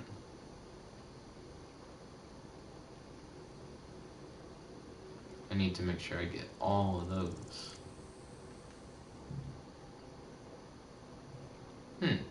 I guess now I'm trying to figure out where I should go next. There's fog of war everywhere. I mean, if I zoom out, there's still like plenty of map. Like if I wanted to run like literally everywhere and get everything, probably be a minute. I think it's interesting that you can see how strong enemies will be in each location simply by like zooming out on the map. Because that means I can now like go to specific areas and make sure that I'm getting stuff that's within my level. I think that actually is very helpful.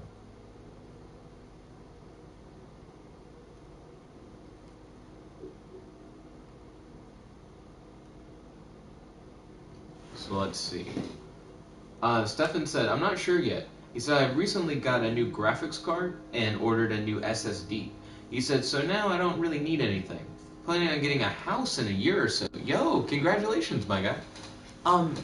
Are you interested in living in, like, a neighborhood? Do you want to find, like, a nice piece of land somewhere where you can kind of, like, go outside and you don't have to worry about neighbors and you just have, like, land? Like, what kind of, like, house are you looking for? Boom, boom, boom, boom. Boom, boom, boom, boom. Boom, boom, boom, boom, boom, boom, boom, boom. Oh, also, you mentioned that you like Cookout. What do you like to get at Cookout? What's, like, your go-to thing for Cookout?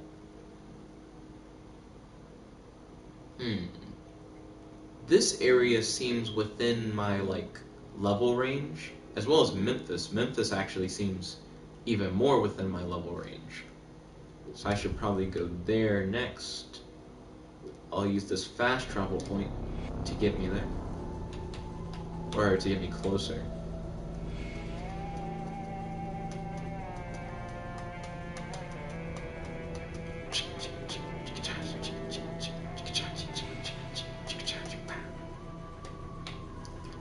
I watched a video of Butch Hartman, the creator of Danny Phantom, talking with the Death Battle guys, and it was actually pretty interesting.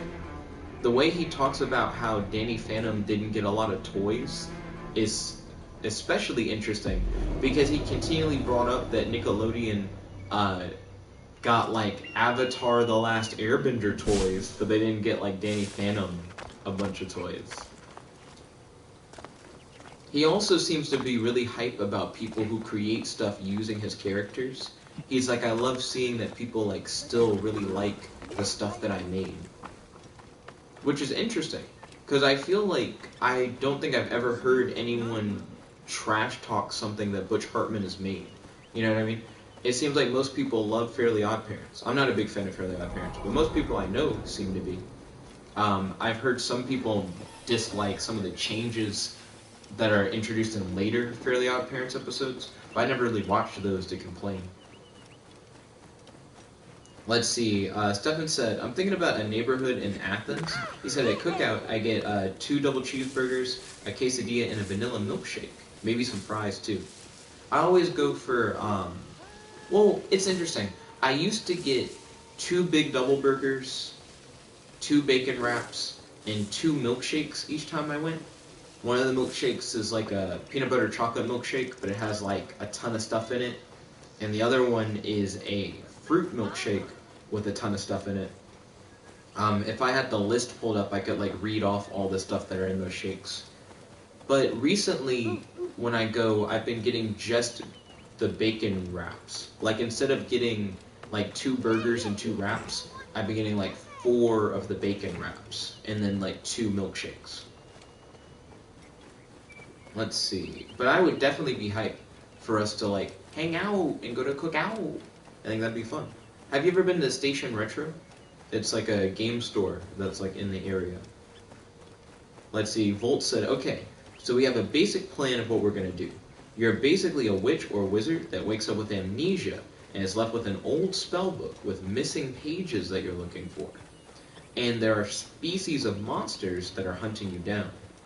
Interesting. I imagine at the beginning of the game, you won't know why the monsters are hunting you down, because you have amnesia.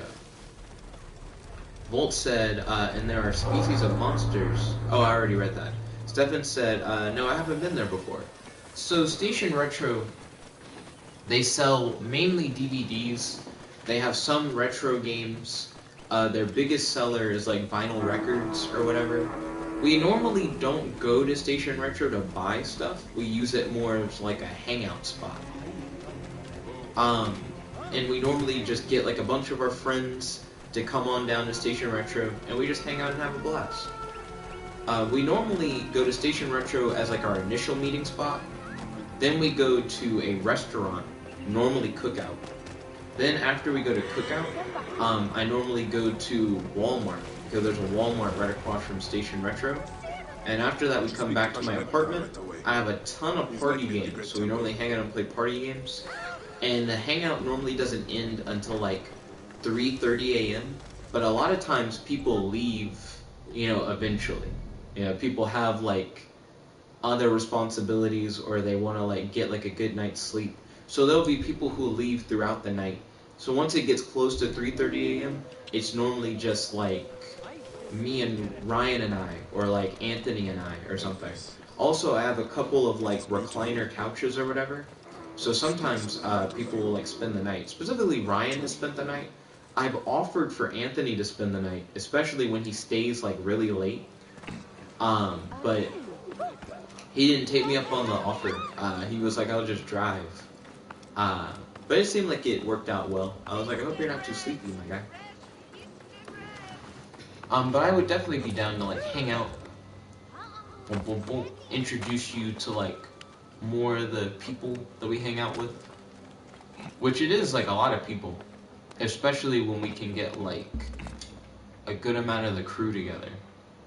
Leap of faith, question mark? Oh shit, leap of faith is right, because oh, I thought that was way more hay. I thought that was gonna be a big bustle of hay. Got me fucked up. Let's see, Kaylee said, I miss Ultimate Chicken Horse. Beth also misses Ultimate Chicken Horse. She brought it up the other day. I honestly haven't thought about Ultimate Chicken Horse recently. I've been excited about the concept of us playing Streets of Rogue together. Streets of Rogue is multiplayer, so we could potentially all play it together during a hangout. And by all play it together, I mean 4 of us. The Jackbox games are really the only games that we can play when we have like a significant amount of the crew together. Let's see, Stefan said, that sounds like a good time. He said, I do need to get out more. Hey, I'm down. Beth said, Kaylee, me too.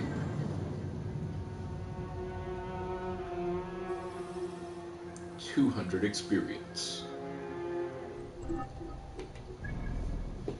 Excuse me. So this map actually has 3 fast travel points.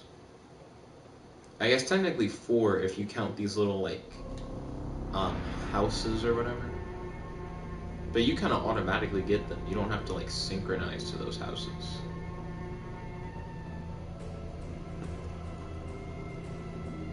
Oh, you can tap square to get rid of some of the fire? I didn't know that using the dodge button helped you not be on fire anymore. That was actually a good tip. Kaylee said, I miss faking it too. That can get hilarious. Faking it is definitely an interesting Jackbox game, and it's one that doesn't really work well like on stream. Like you essentially can't do faking it over stream. Let's see, Kaylee said Nick has a king-size bed and I am 10 feet tall. So those are both jokes from Faking It, because in Faking It you gotta lie about stuff. Beth said, I am shit at faking it.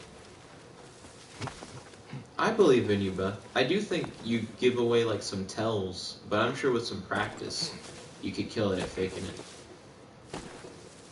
A game that's kind of like Faking It that we can do via streams though is it called Push the Button? The game that's kind of like Werewolf, but it's like alien themed.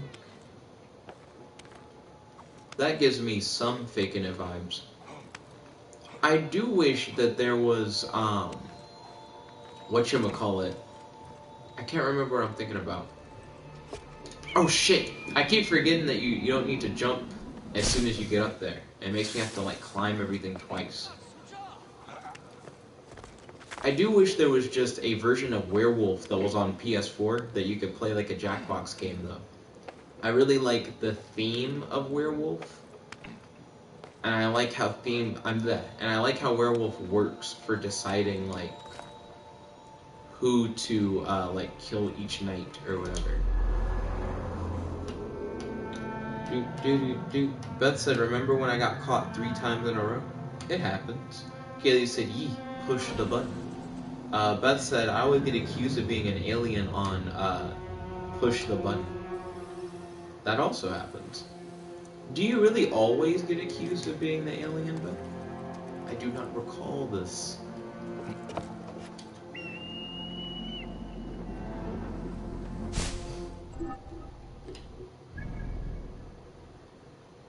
Let's see. Here we go. We got another fast travel point.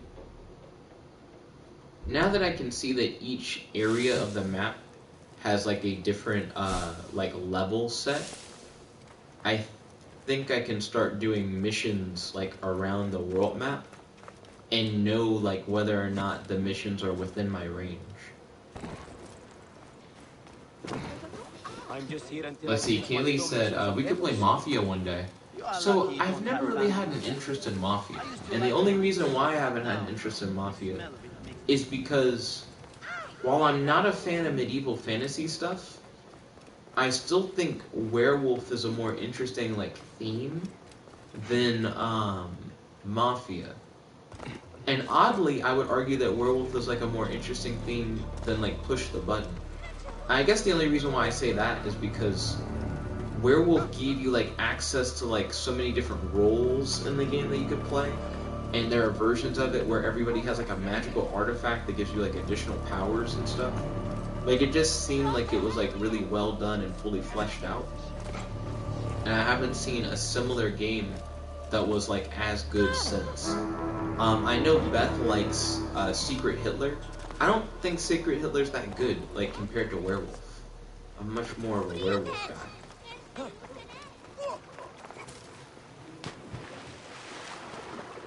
Let's see, Kaylee said, what's the difference?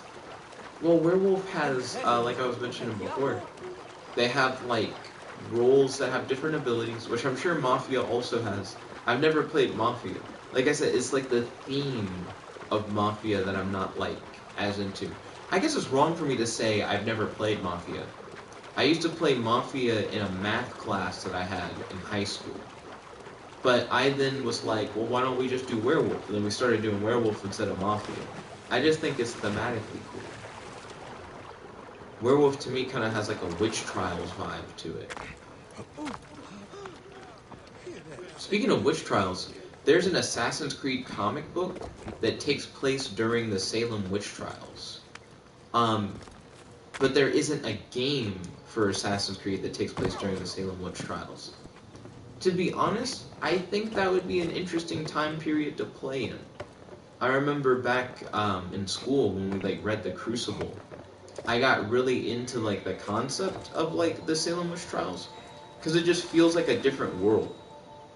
You know, it's a similar reason for why I think looking into like Greek mythology and like Norse mythology and Roman mythology is cool.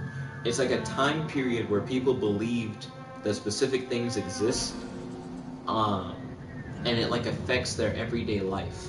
But it's stuff that in the modern day we'd be like, that's not real. But back then it was like as real to them as like many things that we take advantage being real for us now. I don't know, it's interesting. I like it. I like stories like that. Kaylee said, I've never played werewolf. I thought they were the same. Well, there's this thing called Ultimate Werewolf.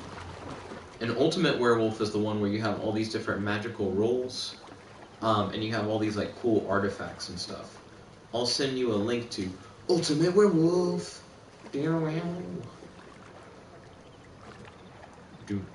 I used to play it at Dragon Con, like annually, until I stopped caring about Ultimate Werewolf as much.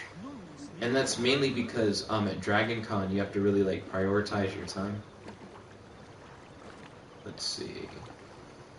And then I'm gonna send this to you in the live chat. There you go.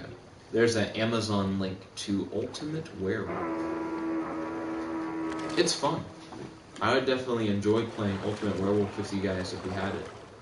It'd be cool if with Station Retro's like free board games they had, if they had Ultimate Werewolf as one of the free board games.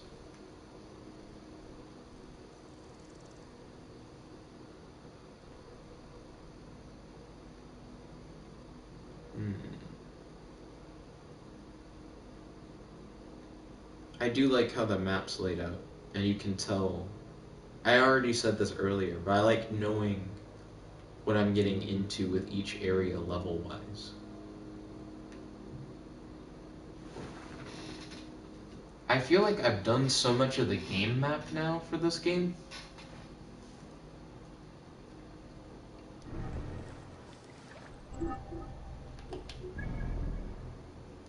Sometimes I look at areas and I expect there to be more icons than there actually are. So Memphis is like around my level. Technically, this place is more my level than Memphis is. But it doesn't look like there's shit to do here. The map is like barren over there. Oh, wait a minute. Okay, that's how it is. You have to like zoom in or it won't show you that there are activities there. That's kind of stupid. I don't like that. So let's see. Maybe I should go to wherever the lowest level stuff is and burn through all of that, so I don't have to worry about it. Right now I'm level 18. What's the like lowest level thing? Because if I get through with all the lower level content, I just don't have to worry about it. Siwa is for like pussies. Also, Siwa has a bunch of fast travel points that I haven't activated. So I guess I should go to Siwa, do everything in Siwa, because it'll be like easy as fuck, and get all those fast travel points. I'm surprised. It's like the easiest location and I haven't gotten any of the fast travel. Kaylee said, I'd be down to try it. Ballin'. I'd have to relearn how to play it. It's been a minute since I played Ultimate Werewolf. Let's see, it's currently 8:06. I have time.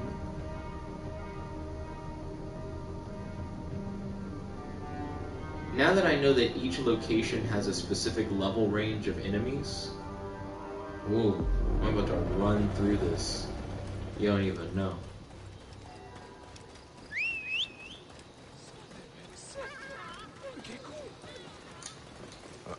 Excuse me. Great God! Oh shit. Bayek, take care! Siwa is a dangerous... I like how that guy was like calling me great, and I just ran him over with a camel. I didn't see you there until you started talking to me, but by then it was too late.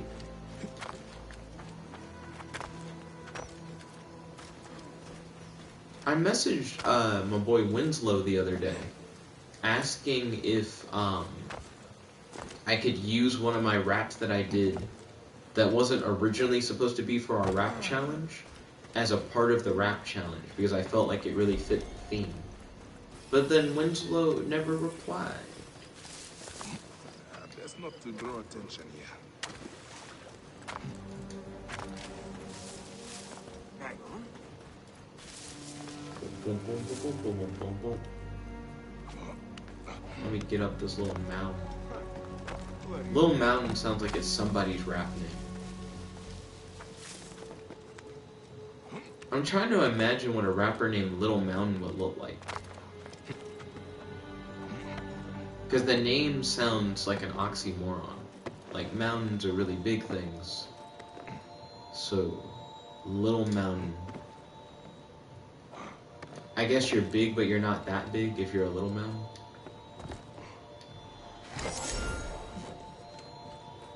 What?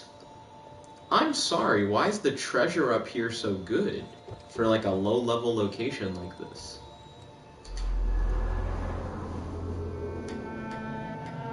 Kaylee said Little Mountain is a hill.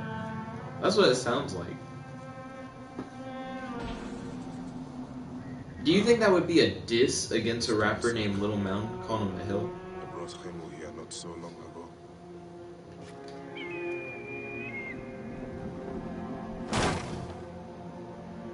Okay.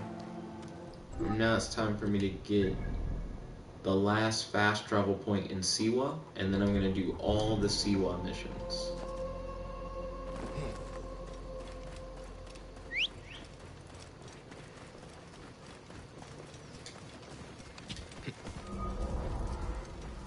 Kaylee said featuring Big Hill, Little Mountain and Big Hill. That's a rap duo if I've ever heard one. Do do do do do. Kaylee, if we were to start a rap group, Little Mountain and Big Hill, would you rather be Little Mountain or Big Hill? And why? Let's see.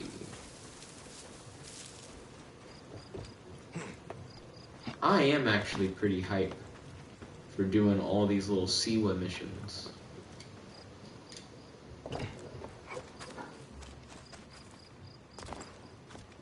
The game very quickly asked you to leave Siwa.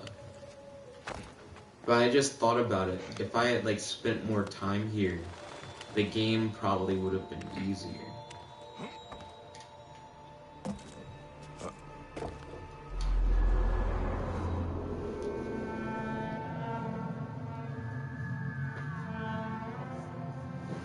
Can you leave that little mountain because it sounds funnier? Oh, okay. I'm fine with that.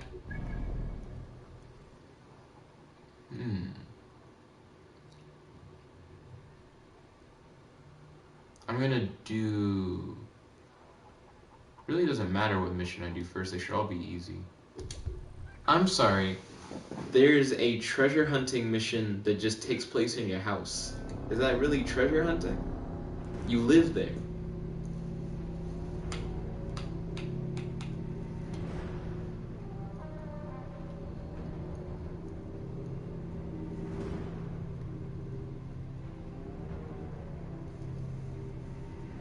So many load screens.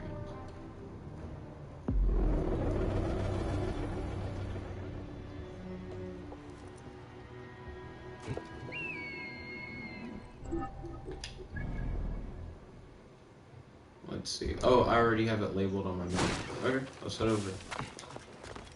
I got the camels in the back. I'm gonna call my camel, but my house is like right next to the point. Beth said at Kaylee, how would you define a little mountain? I believe she defined it earlier as being a hill.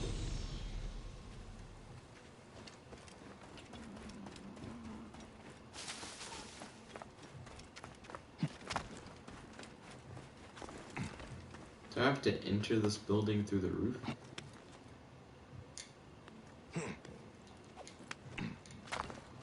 See, my neighbor's listening to some music.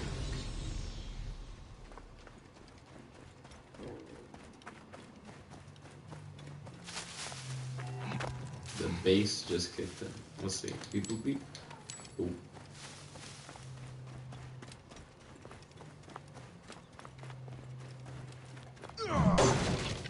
Oh, you can break the doors. I wasn't sure.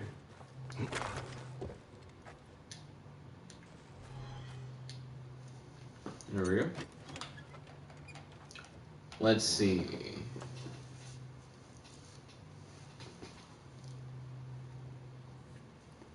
I think I was supposed to find that sword really early on, and I just didn't.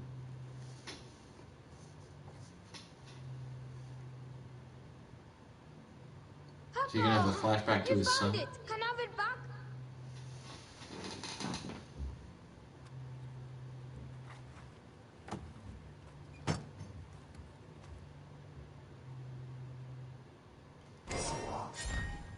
That sword is horrible. The one that he like takes time to look at.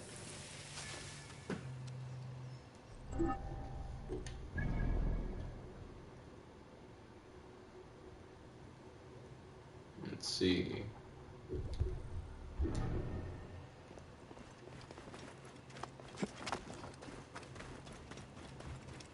Now we have a statue to destroy. Let's go take that down. I imagine your house is one of the first treasure hunting missions they expect you to do. It's kind of lame. No hostiles around. Right decision, Gareth.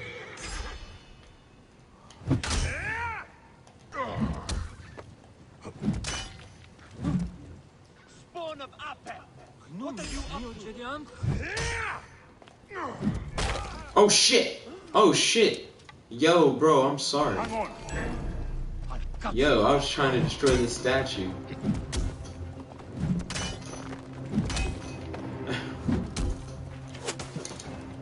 Oh, you want the fire, my guy? You will instantly die. You're level 1. Yeah, you literally had no hope to fight me. I'm sorry, I didn't mean to come with the smoke. You guys just were in the way.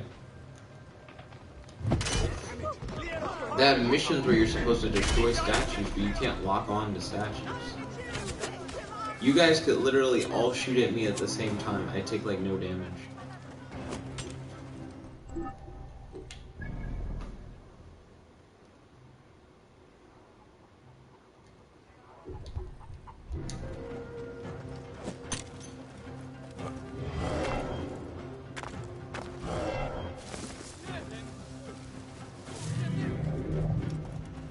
I'm about to run through and feel like a god.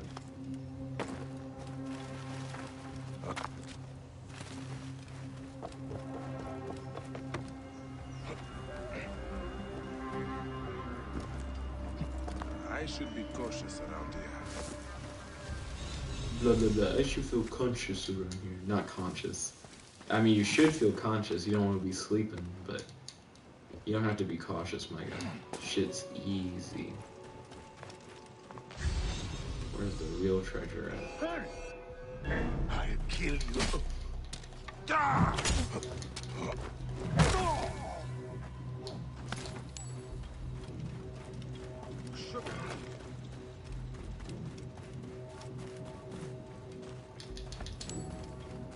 Still don't see the real treasure though. You are dead.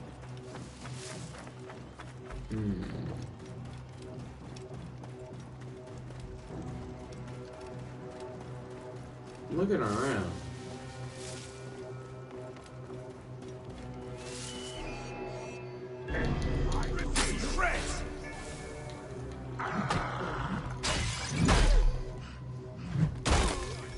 Deadass.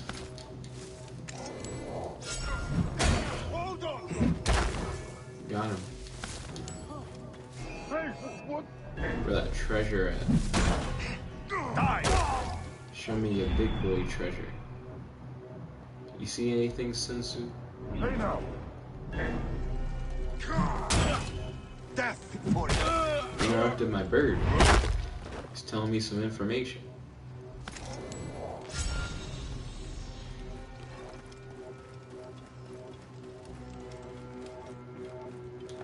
Hey, here it is.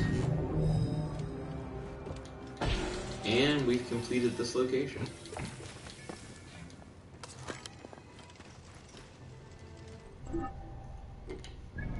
What's the next thing on our map?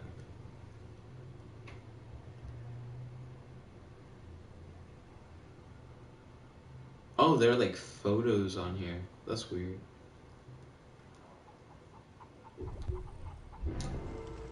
Okay, we're gonna head through that question mark. Hey! Let's see. Haley said, Little Mountain ain't got no definition. Little Mountain an enigma.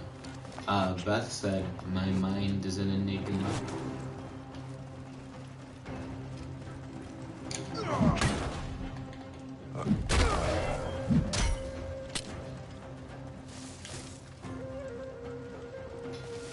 Okay, ooh, got me.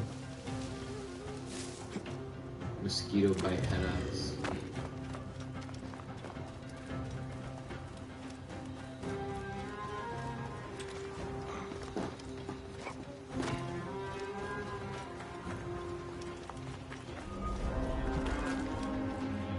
Oh man, it's one of those papyrus missions. I normally skip these. Excuse me, I still might.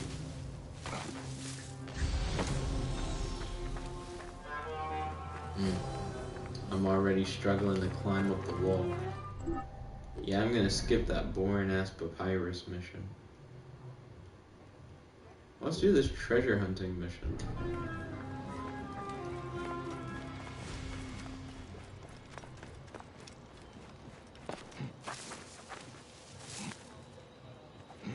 There you go. Keep going. Forget how to climb.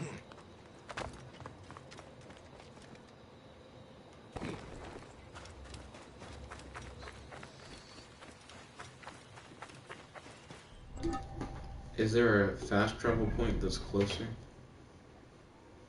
Yes, there is, but I'm so close to that fast travel point, it would take longer to load than it would be just to run.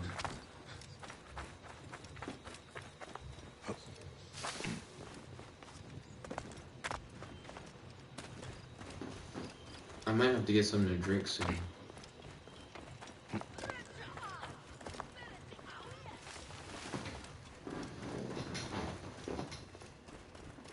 I hope there are enemies at this treasure hunting site. You there! Stop! Guards here are vigilant. You're finished. Shield me, brothers! I must not fail! You're pretty accurate. Now you're pretty dead.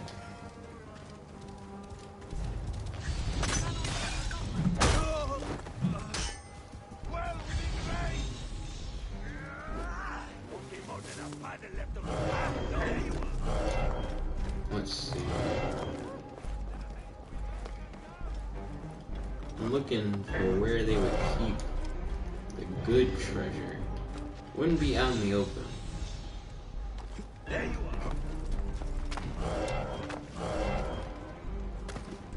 Wouldn't be down there either. Then. You can't outrun me. Got you. That's not where I'm trying to go.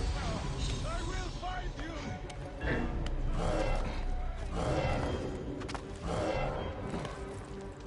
Game's making so much noise. The sacred temple of Amun. I guess I need to collect all these smaller treasures to help clear out the, like, UI noise. Make it easier to find the big treasure.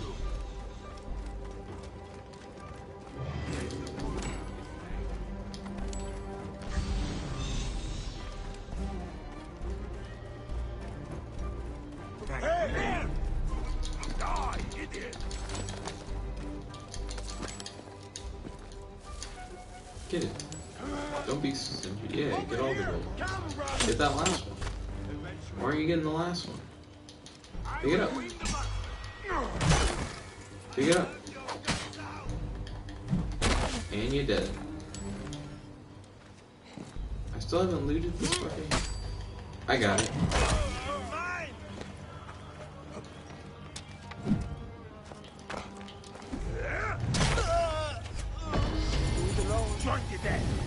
Nice, we got a level up.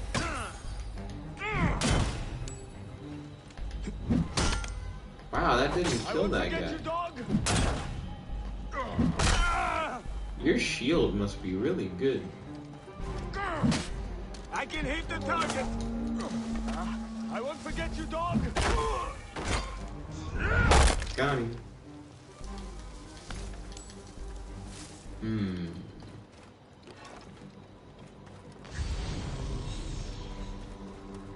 Does anyone think they might know where the big treasure is here?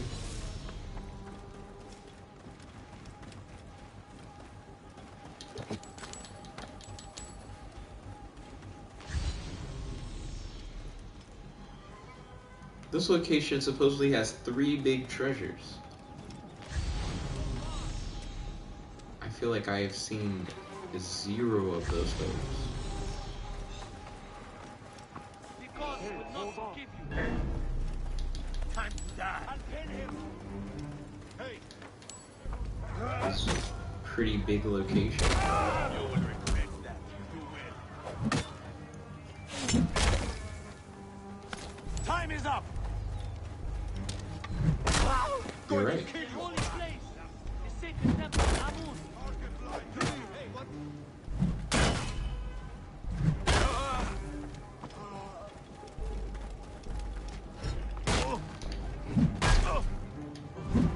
I'm going to kill you for that.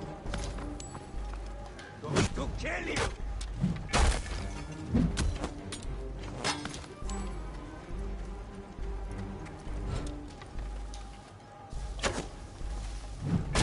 Because we will not forgive you. Mine now.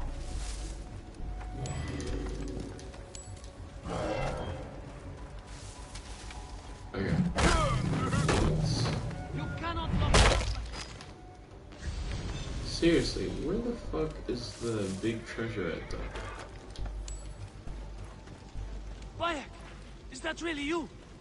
I don't know who the fuck you are, but get out of that cave. There are other priests being held. 4 of them. Hide here until you can get out without being seen. Wait a minute.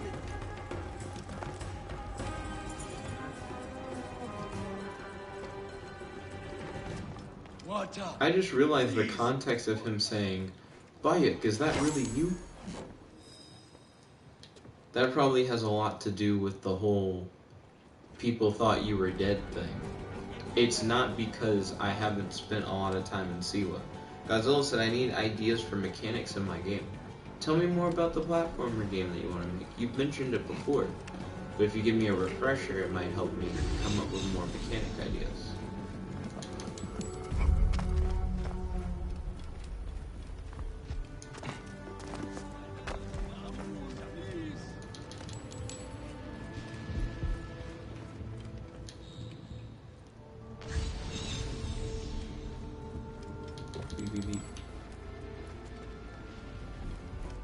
So close. What are you doing here?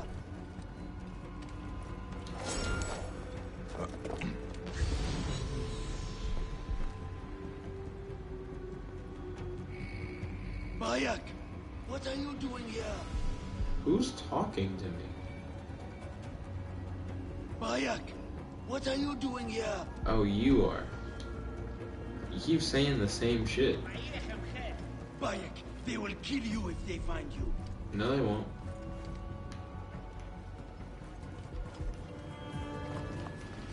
Don't compare me with you.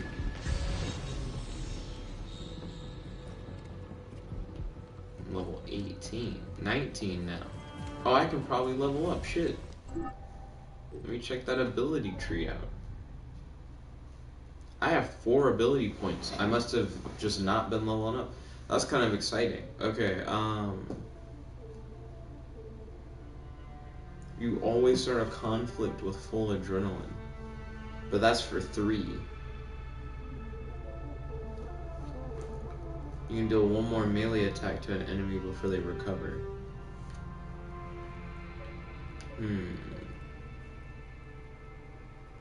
Killing enemies with overpower gives you XP. After overpower, you can do a combo. After killing an enemy with an overpower attack, you can throw the enemy's weapon at another.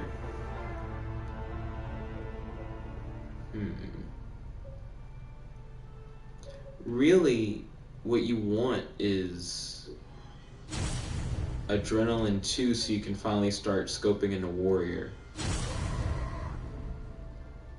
Yeah. You can scope into Warrior multiple times, and that's what I need to do. I need to start racking up Warrior.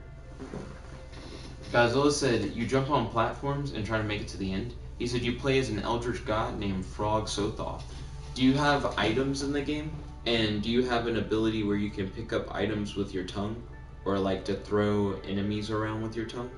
When you say Frog Sothoth, that makes me think about like frog tongue-based abilities.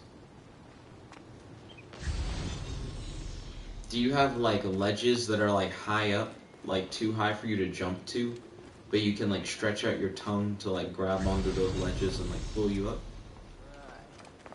I feel like there are a lot of things you can do with like a platforming game.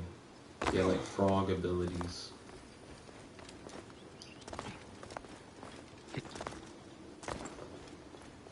Do you have checkpoints that are shaped like lily pads?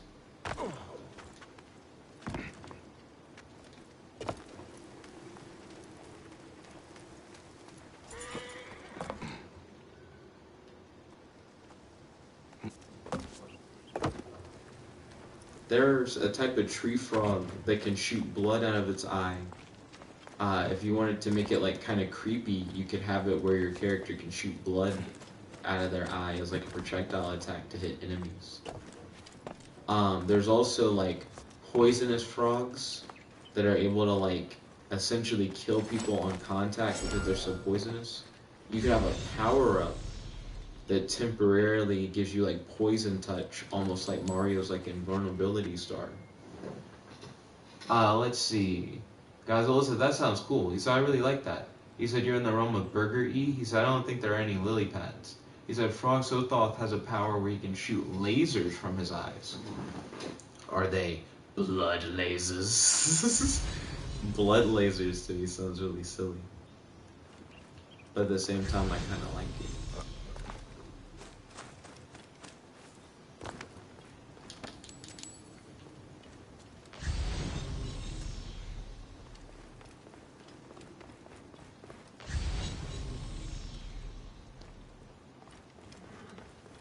Where are these other big treasures?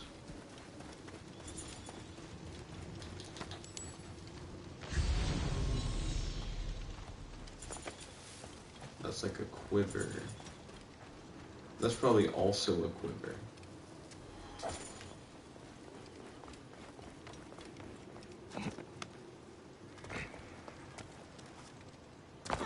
Okay.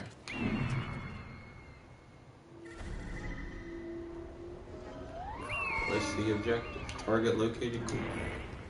I'll do this mission that's in the area while I do it. Let's see, he said, I also like that poison ability. And then he said, no, they are deadly lasers. Hey!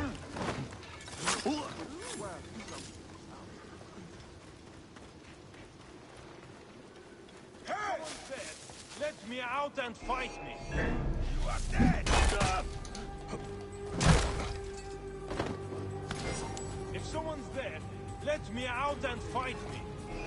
You must die.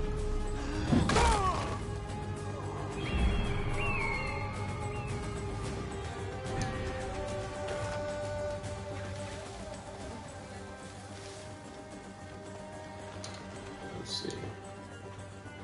Free the prisoner. Are you alright?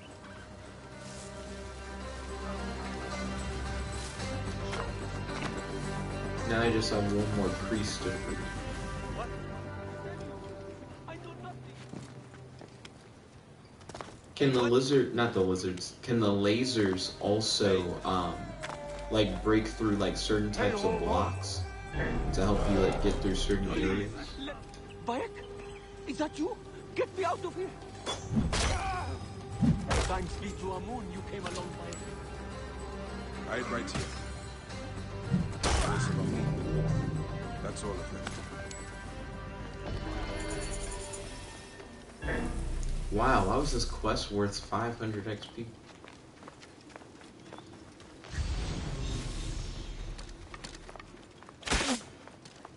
Seems like an unnecessarily large amount. There you are.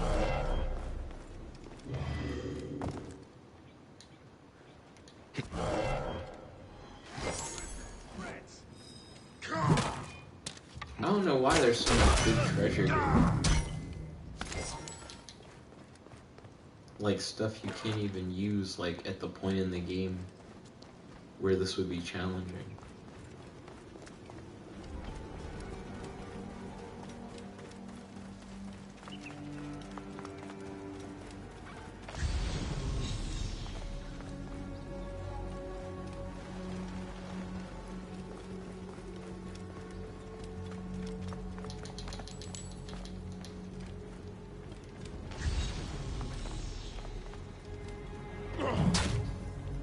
Okay, that's not the type of door you can knock down. Let's see. Godzilla said, I have not coded abilities yet. He said, I have coded jumping and stuff. He said, but I like these mechanics so far. He said, this is my first real game. It's going to be a pretty big one. I'm excited for you, Godzilla. I am definitely hyped.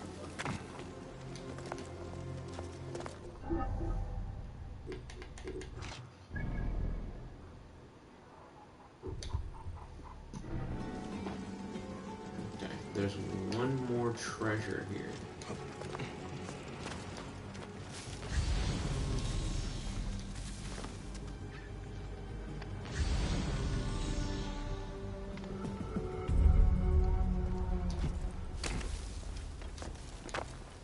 They're like, there's more arrows over here. Where though? Excuse me.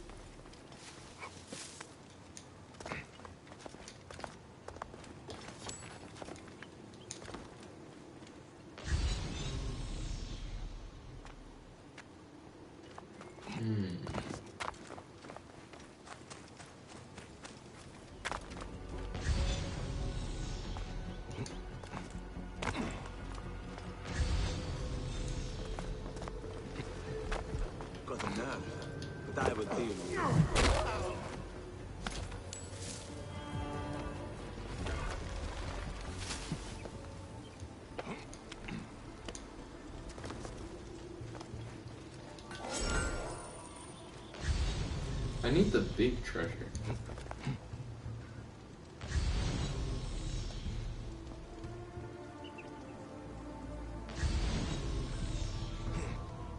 Hey, hold on! Time to die, Phil. And you're dead. Blocking is surprisingly good in this game. Like for the NPCs. Even if you're like much higher than them level wise. If they have a shield, they can survive stuff that should instantly kill any other enemy.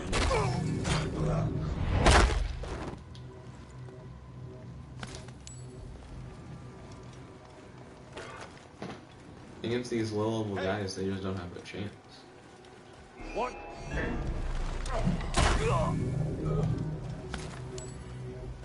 Hey. Die!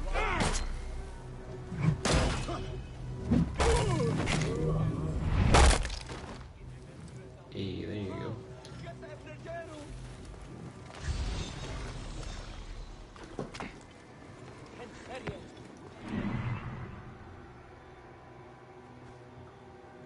I doubt Sinu would be able to help me find the treasure.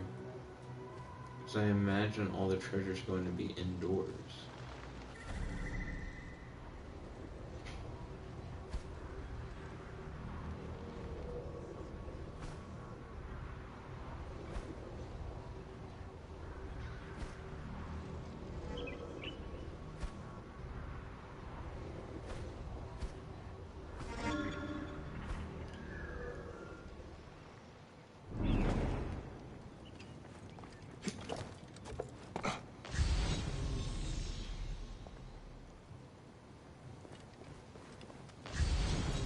There's only one big treasure thing left.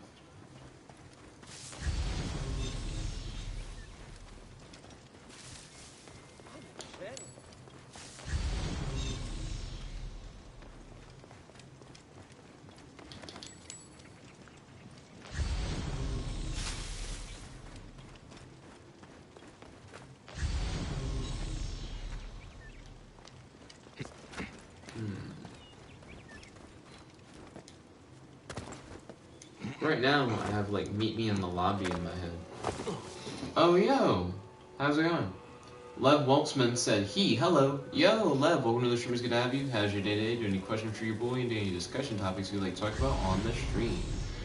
Zwong said, came by from Mr. Terry. Hello. He said, I hope you enjoy your day. Hi, good to see you. Welcome. I hope that you have a fantastic day as well.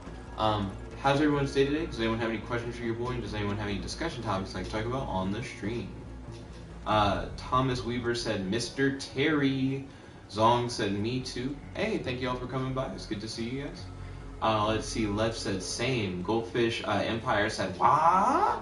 Yo, Goldfish Empire, welcome to the stream. It's good to have you. How's your day today? Do any questions for you? Do any discussion topics like to talk about on the stream? Legendary Ouija 53 said, here to give you support for playing a history game and encouraging the learning of historic knowledge. Thank you kindly, Legendary Ouija. Welcome to the stream. It's good to have you. How's your day? Do any questions for your boy? Any discussion topics like to talk about on the stream? Zong said, yo, that chair looks mad comfy. It's surprisingly not. If you sit in it long enough, it actually hurts your back. Ryan can testify to that. He tried to sleep in one of these chairs.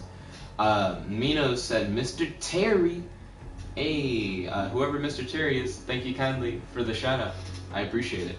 Kaylee said, Ayo, new peeps. Legendary Ouija said, giving you support, sir. Thank you kindly for the support. I appreciate it. Mino said, S&D, I'm subbing. Thank you kindly. I appreciate it. Let's see. Goldfish Empire said, I imagine that's what that translates to.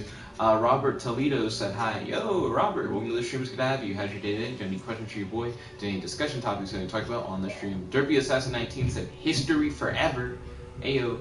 Goldfish Empire says, spaghetti legs. Anubis said, Mr. Terry says, hi. Hello, Mr. Terry. Thank you for sending all these people over. I appreciate it. Let's see. Goldfish Empire said, "Hi, friend. Hey, how's it going?" Let's see. World in a Nutshell said, "Love from Mr. Terry." Thank you, Mr. Terry, and thank you, World in a Nutshell. How's your day today? Do you have any questions for your boy? Do you have any discussion topics like to talk about on the stream? Let's see. Boop, boop, boop, boop, boop, boop, boop, boop, boop, boop. Joe the Playa said, "Raid." Mr. Terry History said, "Hello." Hello, Mr. Terry. It's good to meet you. Thank you for bringing over the party. How's your day today? Do you have any questions for your boy? And any discussion topics that I talk about on the stream? Let's see. Kaylee said, "That chair is very comfy, but have you tried to sleep in it, though?" Kaylee said, "Thanks for raiding, Mr. Terry." Will in a Nutshell said, "History, Mr. Terry." Mr. Terry History said, "We love history games." Hey, that's cool. Have you guys heard of the Empire of Eternia? It's run by my friend Winslow here on YouTube. It's a micronation channel. If you guys like history, you might enjoy his content as well. And I imagine he would also appreciate a raid. Let's see. Darko Ranjik says, "Support from Mr. Terry." Thank you, thank you. Good to see you, Darko. How's your day today? Do you have any questions for your boy? Do you have any discussion topics we'd like to talk about on the stream? Let's see. Will in a Nutshell said, "Hey, he's here." Zong said, "Not comfy for you?" He said, "That just means it's comfy for me." He said, "I like hard surfaces." He said, "Hell, your floor looks comfy as fuck." The floor is comfy. I actually sleep on the floor. Yeah, that is good. Can confirm is comfy. Zong said, "Yes, we all came from Mr. Terry." Booch said, "Nice beard." Thank you kindly, Booch. Truly appreciate it. How's your day today? Do you have any questions for you, boy? Do you have any discussion topics that you talk about on the stream? Let's see. Mr. Terry said, "Do you like history?" I'm not against history stuff.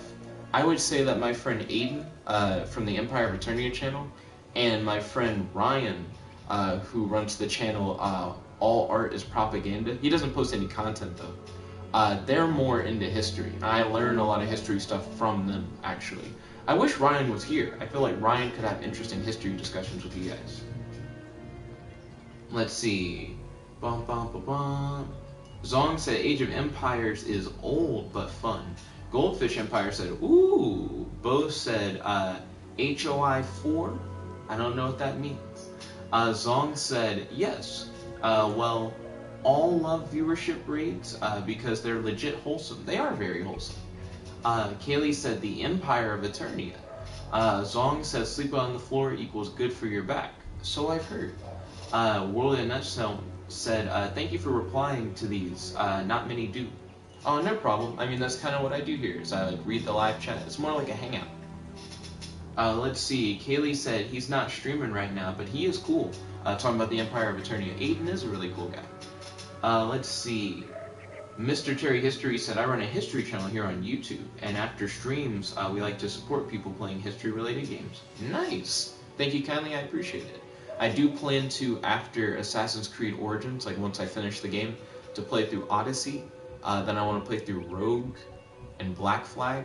I've already bought like all these Assassin's Creed games. I'm just hitting them up one at a time in no particular order. I'm just kind of playing them as I feel like it. Let's see. Zong said, "Oh yeah, that beard looks sweet." Thank you kindly. I appreciate the compliments. Joe the Playa said, "Bayek of Siwa." Indeed. Derpy Assassin 19 said, "I love CK2. It's my favorite game, followed by HOI 4. Have you ever played them?" What do those stand for? I don't know. I'm not familiar with the acronyms. Goldfish Empire said Hearts of Iron 4. Then Zong said HOI 4 is Hearts of Iron 4, which is a World War II game. I have not played Hearts of Iron. Could you tell me more about it? What kind of game is it? Derpy Assassin 19 said yes. Boach said yes. Zong said it's a World War II game. Let's see. And then Darko said CK2 is Crusader Kings 2. Zong said Paradox Games. Yo, there's a guy who came on here talking about Paradox Games a while ago. Was it P? I think P plays games like that. His like username is just like the capital letter P. But he's come in here and talked about like a few like history games. He was talking about one game, I don't remember the name of it, but in it, he was trying to do an alternate history thing where he was going to have the South win the Civil War kind of thing. He was talking about it, but he mentioned Paradox Games. Kaylee said, I like how Assassin's Creed subtly teaches you some history stuff. Golden Empire said CK2 equals Crusader King 2. World in a Nutshell said CK2 equals Creators Kings 2. Mr. Cherry History said, if you like Origins, you'll definitely like Odyssey, maybe even more so. I've heard that Odyssey's pretty good, so I think you're right. Let's see. Joe the Player said it's a PC strategy game. Oh, okay. Mr. Cherry History said, looks like my crew are recommending history strategy games. That makes sense. Also, Ryan, aka All Art is Propaganda, just popped in. He said hi. Ryan is big into history stuff. I feel like you guys could definitely talk to him about some history stuff. Because that's how I learn a lot of history stuff, is through talking to Ryan. Joe the Player said, have you played Civ? The only exposure I've really had to Civilization was in college. I had some friends who were really into it.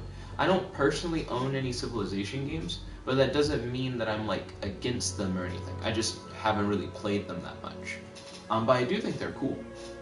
Let's see. Zong said Hearts of Iron 4, Crusader Kings 2, and Europa Universalis 4, EU4 are all Paradox games. It sounds like Paradox Games makes a lot of history games, which sounds pretty cool, not gonna lie. Let's see, Zong said, yeah, Hearts of Iron 4 has a second American Civil War focus tree to let you make the South win. Oh, I see. Goldfish Empire said Victoria 2? I've never played Victoria 2. That might have been what P was playing. I'm not sure. World in a Nutshell said, anyone here play Supremacy 1914? I have not. Let's see. Ryan said the rebels winning the Great Rebellion, question mark? Goldfish Empire said that's another one.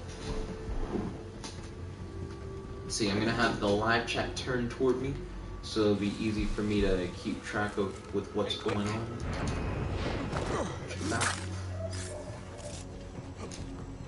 Hey. Leap attack. I did not get the leap attack, but it doesn't matter. No nuts for you. Let's see. Zong said Victoria 2 is also a Paradox game. Goldfish Empire said that's a lot of reading. Zong said indeed. Well, I mean, by reading we're able to all have like a conversation kind of. I did like the reading of the live chat. Let's see. Zong said I honestly could listen to this all day. I'm glad you vibe. Joe the Player said, where are you in Origin Story? So we just took down the Scarab. Was like the last big story mission that I did. I just came back to Siwa because I was like, oh, I didn't do like all the missions in like the starting area, so it'll probably be easier to like go back and like do those again. Let's see. Goldfish said, but I like the dedication. I'm glad that you vibe. Ryan said the Egyptian portion.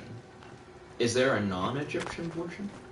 Let's see. Derpy Assassin 19 said CK2 is Crusaders King 2, and it's based off of the medieval. This guy's trying to get me a run for my money. He's too low level though. Whoa, he fought back. I've never seen that before. He's gonna die though. Yeah, he had no chance. Let's see. Crusader Kings 2 is based off of the medieval era from the Vikings to the late Middle Ages. It's a lot of fun. My favorite game was being a French duke and taking the HRE. A question that I have for you guys. Have you guys ever played AI Dungeon 2? It's a text-based game where you interact with an AI, and you can kind of do whatever you want. And the way that it works is that you're able to write in a custom prompt, so you can describe the scenario, and then the AI will like describe the world to you, and you can literally type in anything you want to do or say, and then the AI just keeps the story going. So it's kind of like playing D&D with an AI, but you get to set the premise, and you don't have to worry about stats or anything. You guys could definitely do like some cool alternate history stuff. Like you could set up prompts where you talk about like, what would happen if like the South won like the Civil War? Or how would things go if like Atlantis was like a real continent? Like you could set up like interesting stories like that, and then play through them with AI Dungeon 2. And if you have AI Dungeon 2 Premium, You can even do like multiplayer games where you guys all play together through one of these like alternate history scenarios that you guys could all come up with together. I think that'd be pretty cool if you guys were interested in that. Ryan said there is the modern day portion. That is true. That is also in Egypt though. Let's see, Darko said, what kind of games do you play aside from this? So we do polls on the channel on Tuesdays and Fridays where you guys can vote for what I play. Recently I've been playing a lot of Dreams for PS4. Dreams is a creativity tool that allows you to make your own games, create your own animations, create like 3D models and characters and stuff like that. So sometimes we'll do 30-minute challenges where we'll come up with a few rules, and then Kaylee, Kratos, and I will try and make a playable level of a game in 30 minutes. So that's one thing that we like to do on Dreams. A lot of people have been vibing with the writing vlogs that we do. So for the writing vlogs, we'll just talk about like what creative projects we're working on, and discuss them together. Like that's pretty much all the writing vlogs are. Another big recent thing that we've been doing, we do AI Dungeon 2. We do that every Wednesday at 8 p.m. where we all play AI Dungeon 2 together. It's a pretty fun game. Let's see, Joe the Player said, my internet has been fucking up recently. So for the last like half an hour, I've just been sat making sure my router doesn't break itself. I wish you the best of luck. I hope that your router gets fixed, or that it fixes itself. Godzilla said, Crusader Kings 2 Electric Boogaloo. Zong said, oh, I see your Amino link. I shall hop over there. Ooh, nice. Welcome to the Amino. Let's see. Godzilla said, yes, I have. Zong said, AI Dungeon. Sadly, no, but it sounds cool. AI Dungeon 2 is free.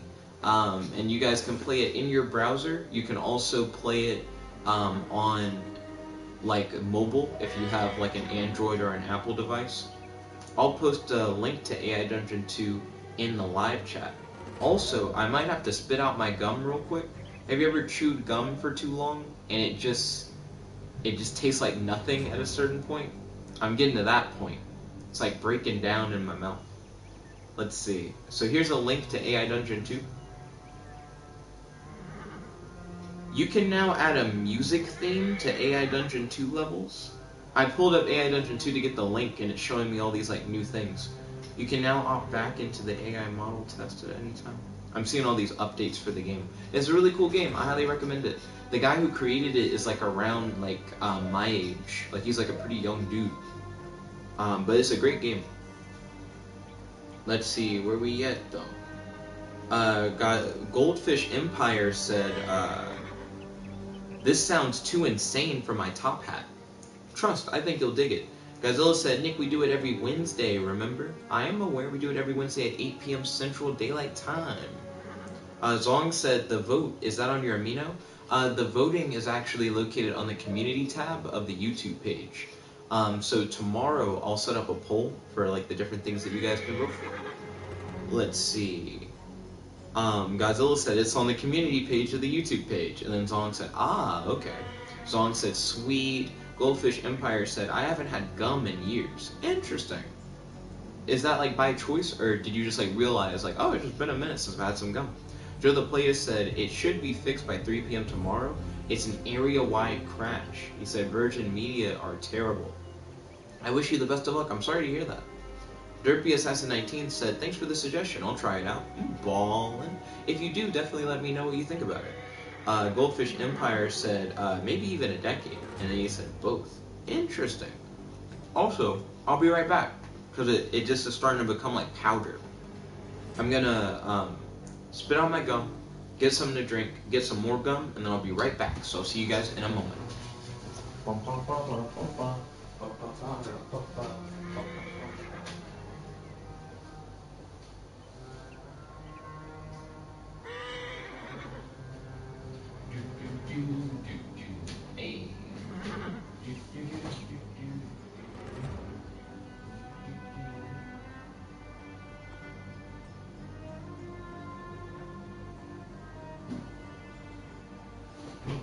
Okay, so I spread out my gum. I had a little bit of mango smoothie to help get that like weird broken down gum taste out of my mouth. Now I'm getting a couple sticks of watermelon extra, and then I'll be ready to go.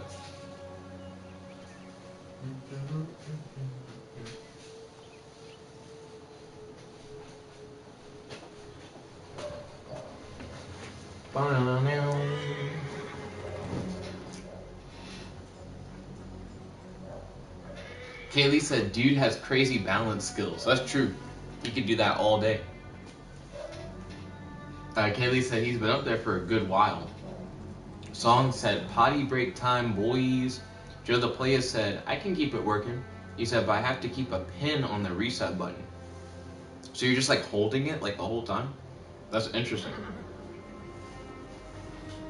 Godzilla said, I'm embarking on a hell of a story in AI Dungeon 2, where I'm a sentient crocodile on an alien planet who is having a war against a sentient alien species while also attacking humans on the side. Interesting, Godzilla. How long have you been playing the campaign? With AI Dungeon 2, you can keep the story going really for as long as you want. It is possible to get like a you win message in AI Dungeon 2, but you can revert that or just keep going. In some cases.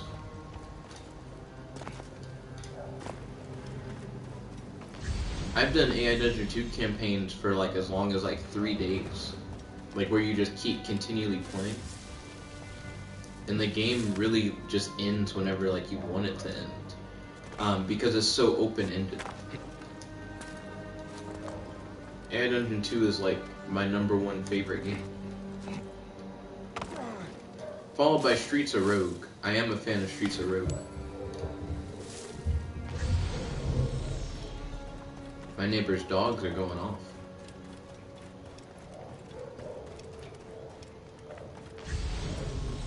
There's one more piece of like special treasure here.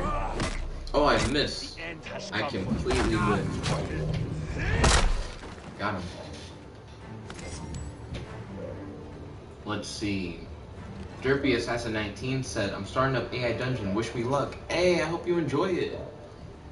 Joe the Player said, I switched hands, but for now, turning off the router has done better than leaving it on. Understandable. Darko said, damn, AI Dungeon sounds really interesting. It is. It's pretty great. Let's see, Zong said, me too. Good luck, Derpy. Hey, I'm glad to see you guys hitting up AI Dungeon 2. AI Dungeon 2. Let's see, Godzilla said April 11th at 9:22 p.m. 2019. Godzilla, are you telling me that you've been playing the same AI Dungeon campaign since April of last year? You gotta tell me about that. That sounds fucking insane. Zong said, AI Dungeon sounds like the 4D chess of Scribblenauts. That's a fair comparison. Now, it is an entirely text-based game, but that truly does help your imagination go wild. I'm not sure if this is a premium feature or not, because I tend to forget what's only available for premium and what is available for everybody. But you're able to actually get the AI to like read the stuff out loud if you want it to, which I think is a nice feature. I do that on occasion. One thing that I know for a fact is a premium feature is the multiplayer, like the online multiplayer. You have to have the premium. But there's a way to kind of do multiplayer already without having to get the premium. And it's not even like a pirated thing. There's just a feature in the game that lets you control non-player characters. So you could always just hang out with friends and just have them control a non-player character. Just let them tell you what you want them to do, and then you tell the non-player character what to do. Godzilla said, I think, he says, that's what it says. He said, I would say it would be more at like December. That's still a multiple month-long campaign, Godzilla. That sounds awesome. I don't think I've ever done an AI Dungeon 2 campaign that lasted like that long. Of like continuous play. Like, do you play it like all the time?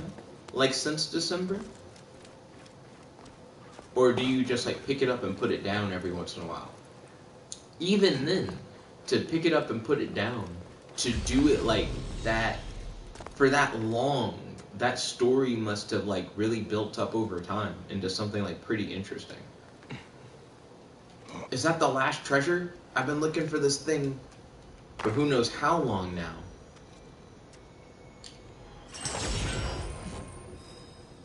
Yes! This temple was not worth that much XP. Took me forever to find that.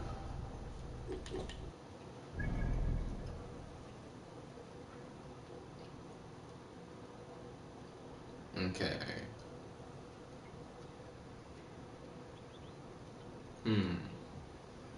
We got a few question marks around. This is the closest question mark, I think. We'll fast travel here to go check that out. Godzilla said, I pick it up and put it down every once in a while. That's still pretty impressive to still be doing like the same adventure and to be enjoying it. Because with AI Dungeon 2, it's not like you have a limited number of adventures. You can like start one up, get bored with it, start another one up, you know. So for you to stick with one that you continually revisit, I imagine there's a great bit of lore like built in there. Let's see. Goldfish Empire said, all these squares make a circle. So that is a Dragon Ball Abridged, like a Team 4-Star reference. I'm actually more of a fan of SSJ 9K when it comes to Dragon Ball Abridged parodies. I especially like his Fusion Reborn parody. My friend Ray and I used to quote it all the time. Let's see, Godzilla said, I have my greatest asset and enemy, Captain John at gunpoint.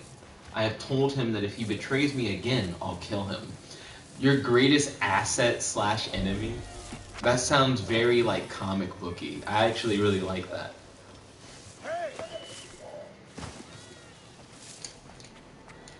Hello to whoever said hey to me. Oh, I see you're level 2. You apparently don't know who you're talking to. I see you. Let me inflame you. You're welcome. Get out of here. Let's see.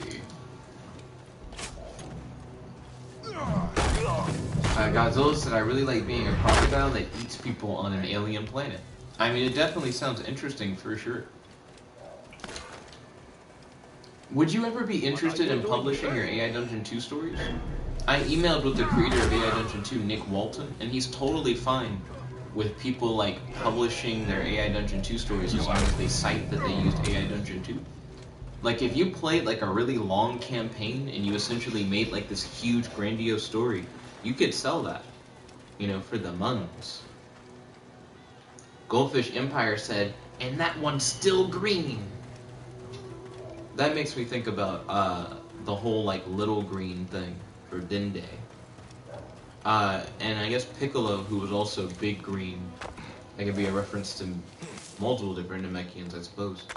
Godzilla said, I've been making little comics. He said, I think I put one on the Amino. Oh, cool. That actually does sound pretty rad. Not gonna lie.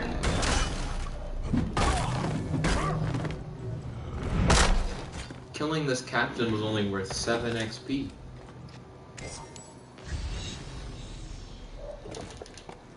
Weak sauce captain.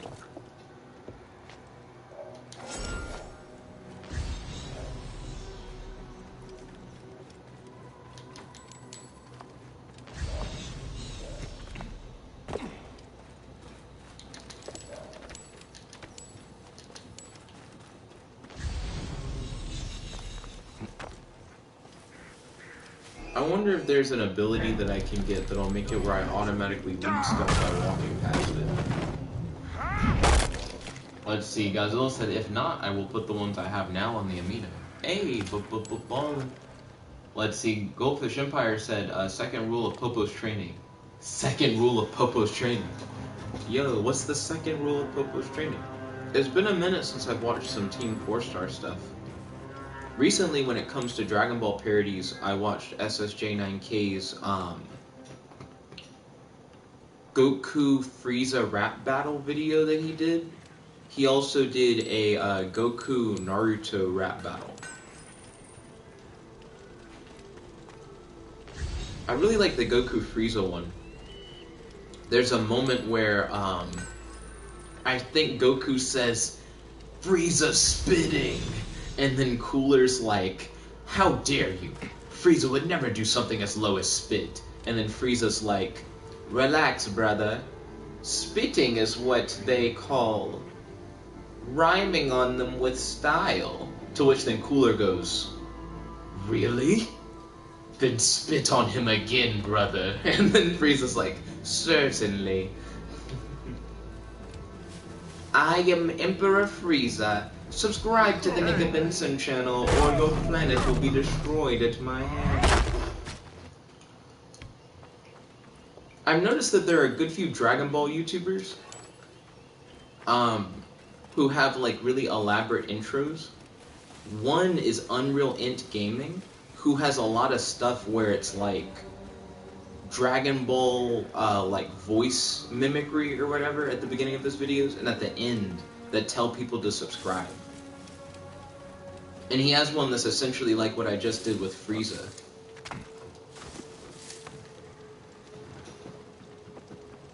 Let's see. Goldfish Empire said, "Don't speak of Popo's training." Zong said, "I haven't seen Team 4-Star in ages." He said, "I should get back into it." Then Goldfish Empire put, I think that's a crying face.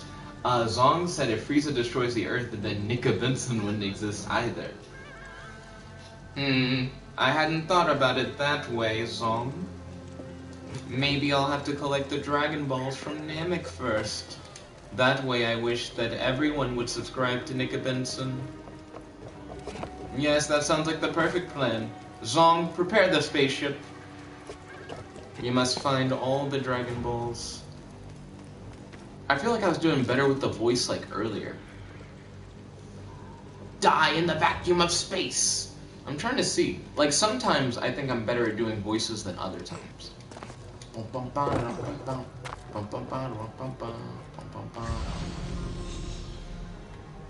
There we go. Treasure is behind me.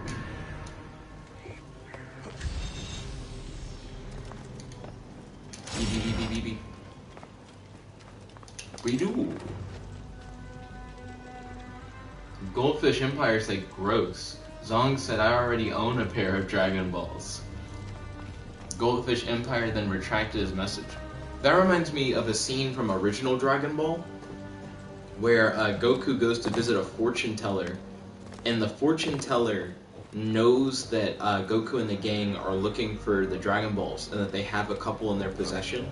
And when she mentions that they already have like some balls in their possession, Goku drops his trousers and goes, "You mean these balls?" Old school Dragon Ball had like some kind of risque moments sometimes.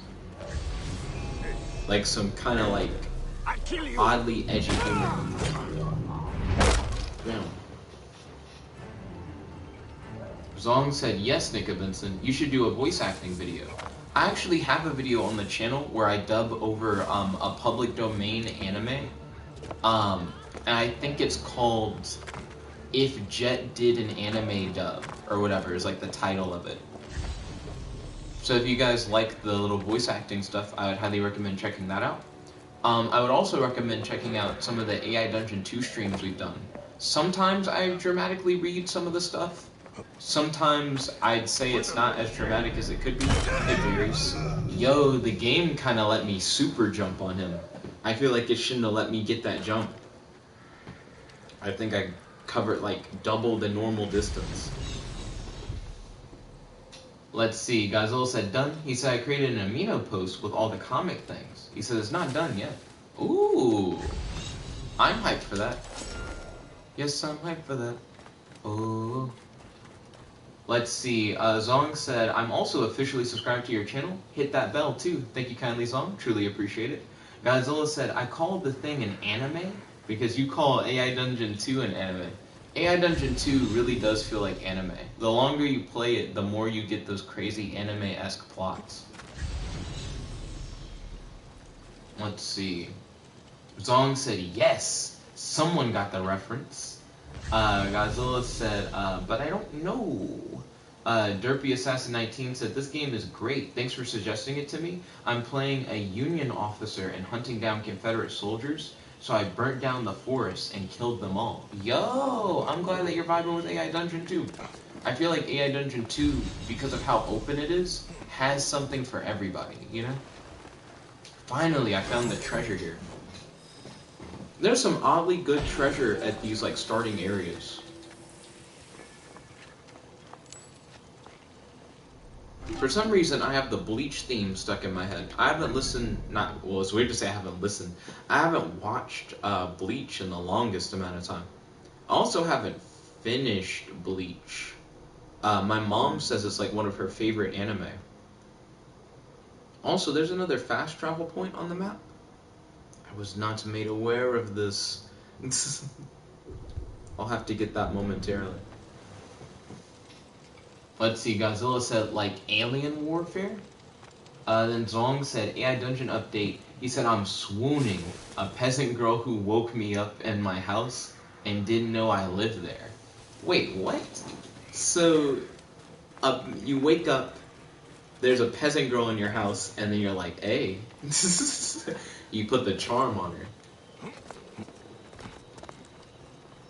Let's see. A peasant girl wandered into your house. What was the prompt that you set up for your campaign? Or did you pick one of the pre-made prompts?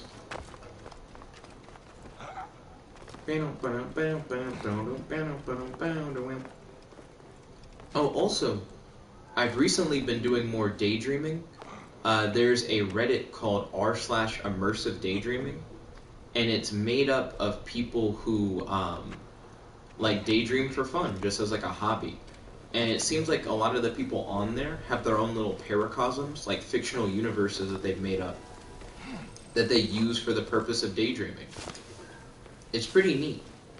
But I think AI Dungeon 2 allows you to like take your daydream ideas, like those little paracosms, those fictional worlds you come up with, and lets you just kind of like live in them and have like interesting adventures that you can also like play with your friends. It's the power of AI Dungeon 2. Let's see. So where are we at? Zong said yes. Then Godzilla said, you don't want to hear any more about the betrayal. You grab him by the throat and shove him against the wall. Zong said, pre-made fantasy peasant rule. He said, I think it's a testing AI. So the pre-made prompts essentially allow you to jump in without having to come up with your own like prompt ideas. And since there already are some in like pre-established settings, it's really just to like make the experience easier to jump into. It's really good for if you want to get like a fast game in.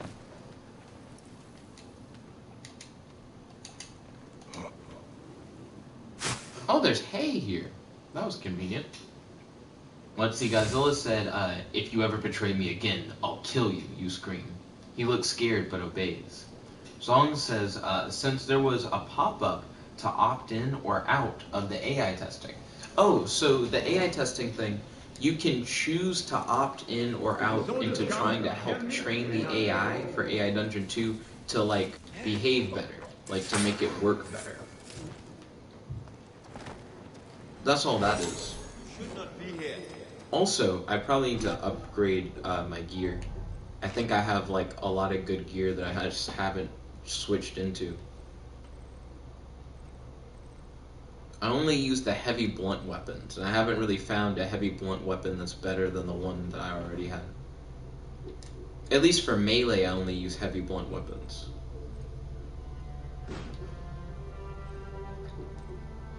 Let's see.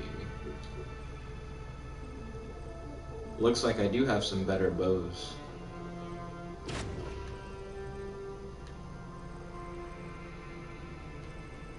Okay.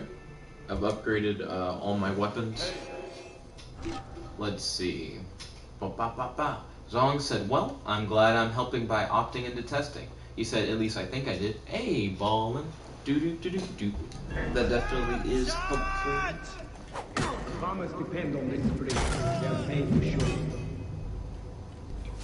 One thing that I think would be really cool is if AI Dungeon 2 had like an affiliate link for premium, I would be totally down with doing like ads for AI Dungeon 2 and being like, if you guys are interested in premium, you could get like a month free by signing in with a promo code. I've emailed him about that before, and he said it was cool, but I haven't really emailed with him about it since. I should hit him back up on that. Cool, because I think people would enjoy having access to premium for free. For like 3 months or something.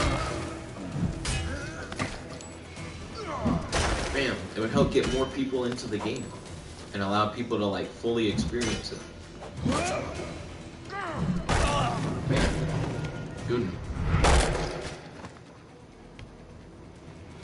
Let's see, Zong said, from the AI dungeons, you ask if they are related to me. We aren't, they say. Are you related to my brother, you ask? Yes, he is our father. Do you know him? Of course I do. Interesting. You're like, is this incest? And then she's like, nah. And then you're like, do you know my brother? And then she's like, yeah, that's our dad. And then you're like, oh, it is incest. Also, there are some pretty solid Reddit communities that are built around AI Dungeon 2. So if you guys are into Reddit, that might also be worth your time. Godzilla said, what the fuck? Zong said, the Alabama intensifies. Do-do-do-do. Let's see. So I got a new bow.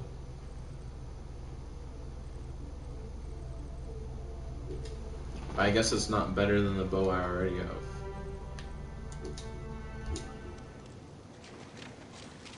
So I need to go back to the map. Kaylee said lol. Okay, I still have time. I will have to end the stream at 10 p.m. Central Daylight Time. That's because Beth and I do our talk time at 10 p.m. Central Daylight Time. And we do it from 10 p.m. Central Daylight Time until 11. At 11 p.m. I'll be back with more Assassin's Creed Origins. The reason why I've been playing so much of Origins is because I want to get to Odyssey. But I'm not going to start Odyssey until I finish Origins. I'm also really hyped for Rogue. I've heard Rogue is like secretly the best Assassin's Creed game.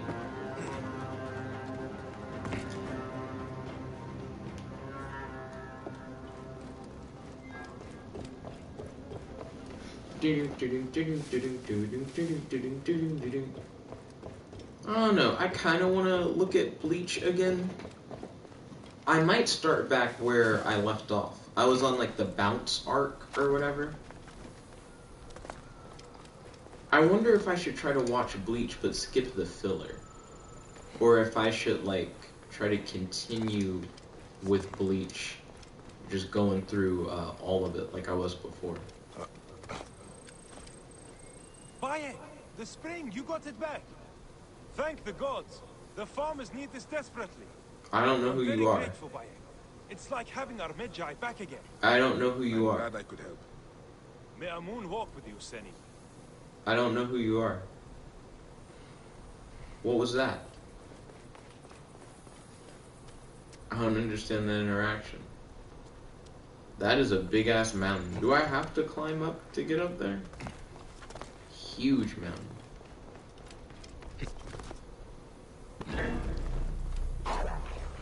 Excuse me. These hyenas aren't shit. Can't even climb mountains.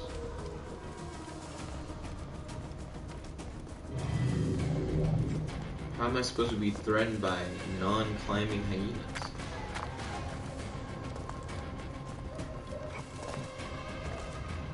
Recently, when it comes to like daydreams, I've been thinking a lot about the Sedona vortexes, the Alabama white thing, the Alabama leprechaun, magical thinking, stuff like that has really been like spurring my imagination recently.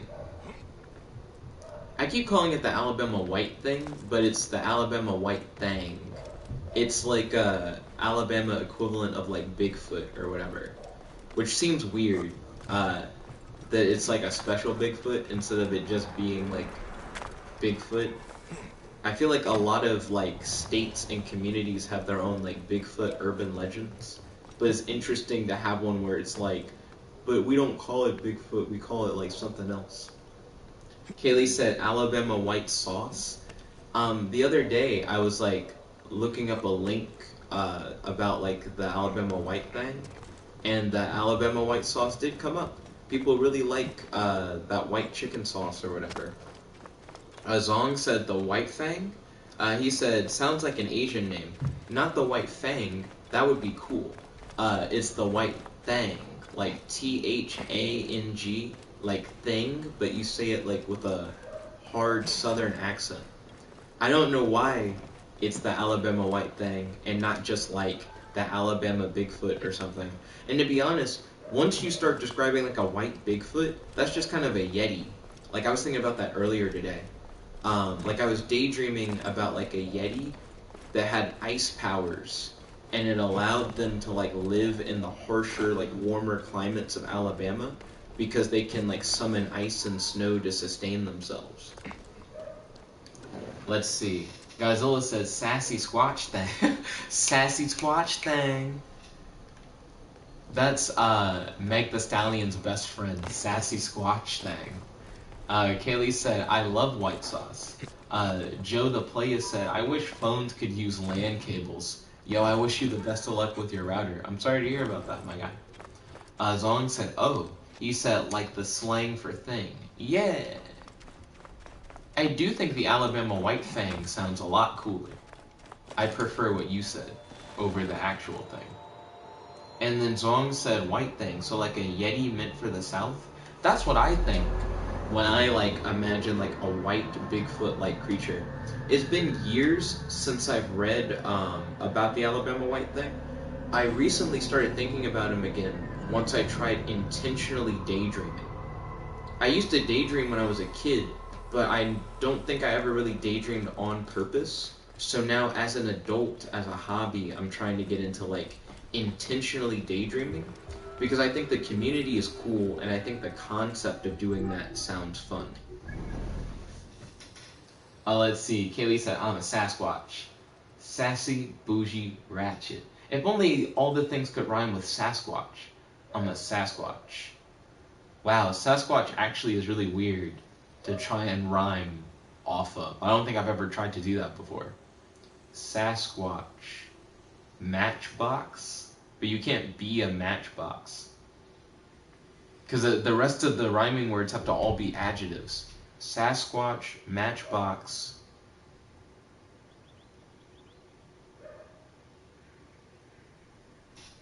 The fuck? My brain... I'm like, what else? Something about rocks, bedrock? It's like you needed to kind of end with something that sounds like och or like ok or something, but it has to be like 2 syllables. Joe the Player said the router fucked up again, so I'm going back to hold and reset. I wish you the best of luck. Zong said concentrated daydream sounds like a busy version of meditation. Pretty much. I used to meditate when I was younger, but the concept behind meditation wasn't to go on like imaginary journeys. Unless I was doing guided meditations, then it was to go on imaginary journeys. So doing this like more freeform meditation, not meditation, daydreaming, I'm enjoying it so far. It's different. Oh, wait a minute. I keep forgetting. If you're at a checkpoint, you can leap of faith. So all I have to do is jump off this big-ass mountain. It's one of those leap of faiths where you have to do 2 leaps of faith. That's the first one. Oh shit. The second one's like a zip line.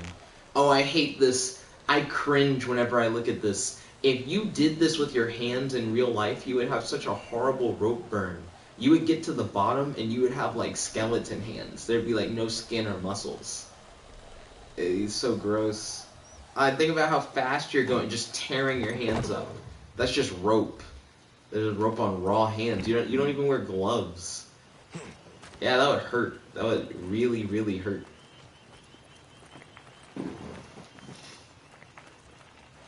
Let's see.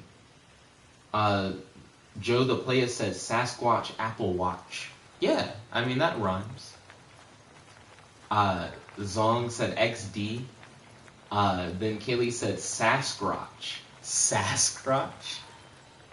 Miss Megan Thee Stallion now needs to do a song called Sasquatch.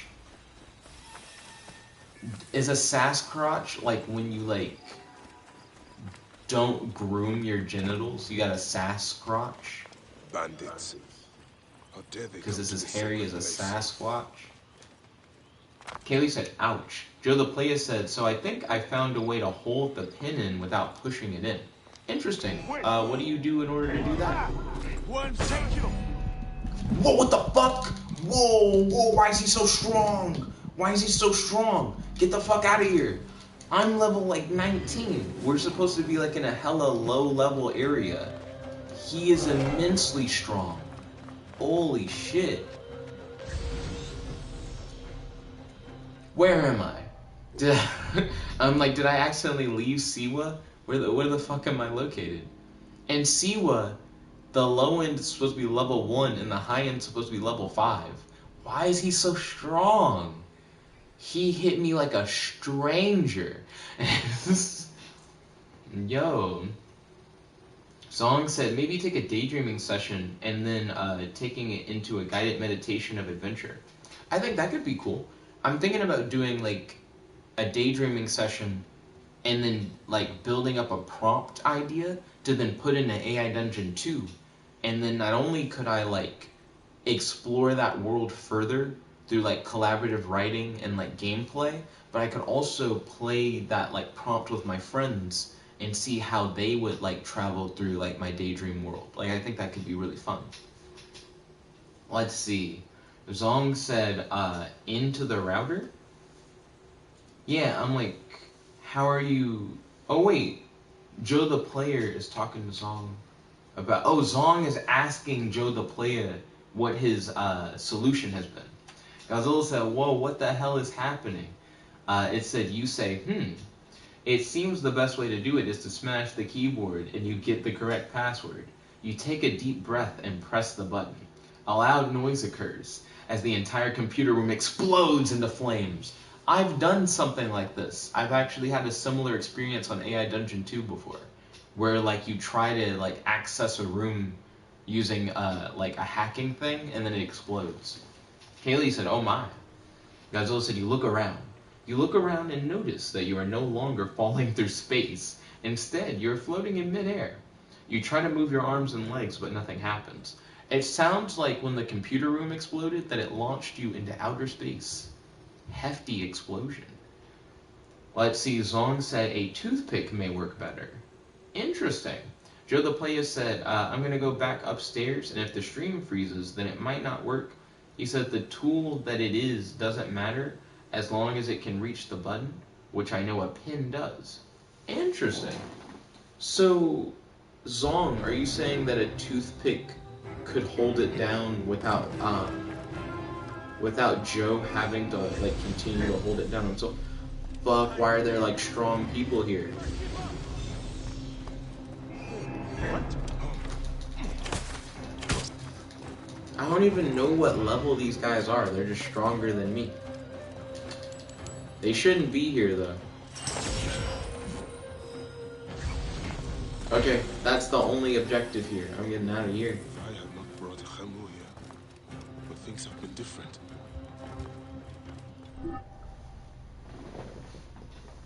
Let's see, Godzilla said you can't die or anything like that. Then you realize something. Something very important. Tell me more. Wait, is this where I brought my son at like the beginning of the game? It's weird to be back. And it's interesting to see him like referred to the event of like his son falling and everything.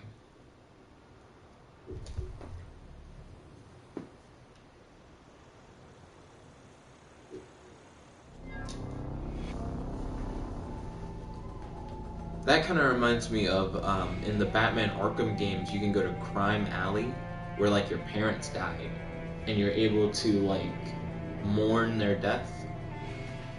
Being able to go back to where your son, well, not where your son died, but like the last like place you had a really positive moment with your son, and to reflect on it is really interesting. Zong said, "Gravity, Lego, and tape can make it work, Joe." Gravity, a Lego, and tape with the toothpick. So you would like tape a Lego brick to the top of a toothpick. Oh shit. That was too big of a jump. And then Joe the Player, oh wait, a lot of the stuff passed. Gazul said, "I'm getting rid of those things because that went insane." He said, "I became a ghost, I guess, and I destroyed the world." You destroyed the world? The explosion destroyed the planet? Joe the Player said, "The Lego is too thick for the button. It's a small hole." He said, "I think it's working, touch works." Interesting. Zong said, "Have a mini Lego build, then stick the toothpick over a Lego, and then another Lego block over it." Then Joe the Player said, "Wood." And then Godzilla said, "Yes." Zong said, "And then flip the router so the gravity of the router pushes the toothpick into the hole." Godzilla said, "I am now saying I was concussed, and then I'm waking up." Okay. Ballin'. Excuse me. One of the cool things about AI Dungeon 2, sometimes the AI will take the story in a really crazy direction, but thanks to the revert command and the alter command, you're able to kind of straighten the AI out, make it where whatever the AI said made sense, and then like keep the story going. It's pretty fun. Zong said, "There are like 3 conversations happening at once." I mean, that's how it is. I enjoy it. I feel like it allows us to talk about like a variety of topics. I don't know why, but when I said topics, it made me think about what's poppin'. So I heard like the dun dun dun dun dun, what's poppin'? Who is this brand new whip just hopped in? Dun dun dun dun. I got options. I could pass that bitch like Stockton. Dun dun dun dun dun. Just jockin'. I can spend my holiday locked in. My body got rid of them toxins. Whoop whoop. Sports and top 10. Ooh, I love looking at the sun and those clouds. I don't know why the clouds are so thick over there. I could put a ball in the end zone for the bad bitch in the friend zone. Ooh. This shit sound like an intro jet song, give me that tempo. Ooh, ooh, told Crew she a fool with the shit. Told her don't let her friends know. In the bins and I move like a dime. Eating fettuccine and Vincenzo's. Me and my amigos on the west coast here. Me and my amigos on the west coast. Yeah, we token that smoke. I feel like that's not the line, but my brain wants to say that. Me and my amigos on the west coast here. I'm talking about pre-rolls. That may be what it is. Dark haired bitch and she look like she go. She do. Hometown hero. Feel myself, can't murder my ego. Back then they ain't worried about me though. In the gym trying to work on my free throws. Goddamn. Spend money in the club like Sam's. Chick-ching? Yes ma'am. She a little freak on cam. Let's see. But she don't put that on the gram. Too hot, hit the shit on the fan. This where my head is. I feel resentment in every direction. Even some homies be sharing expressions. Even some homies be wearing expressions. I'd be chilling up with the basketball team. Me and the Cardinals be sharing a section.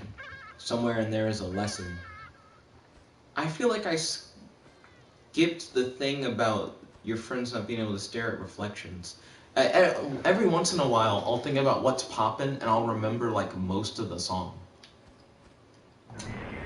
I haven't found the animal that I'm supposed to kill in this location. Where we at though? Joe the Player said, "I think I've done it.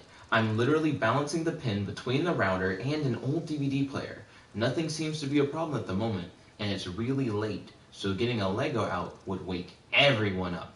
You digging around for Legos, you just hear Let's see, Zong said, "Yeah, I went from swooning a girl to helping an old man farm." Interesting. Have you learned any interesting facts about the old man? Let's see, Zong said, "Ah, I see, Joe." Godzilla said, "I now am in a bunker with dead, naked people, and the people who are not dead and naked are helping me out." He said, "Maybe I'm getting little minions. What are they helping you do? Find clothes?" Joe the Player said, I'm getting cereal with a side drink of Dr. Pepper for afterwards. Milk and Dr. Pepper ruins them both. Interesting. You know, I've never heard of someone having a Dr. Pepper float, but when you talked about milk and Dr. Pepper, it made me think of a Dr. Pepper float. Okay, one of these animals... Oh shit, they're the kind of animals that run away from you. Wait, do I only have 4 arrows in this bow? Oh, that's gonna make this really hard. Am I gonna have to sneak up on this thing?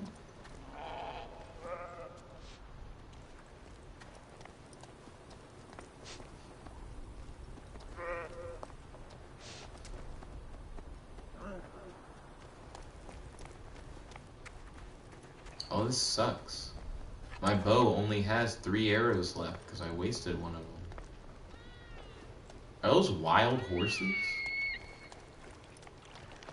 No, those are hyenas.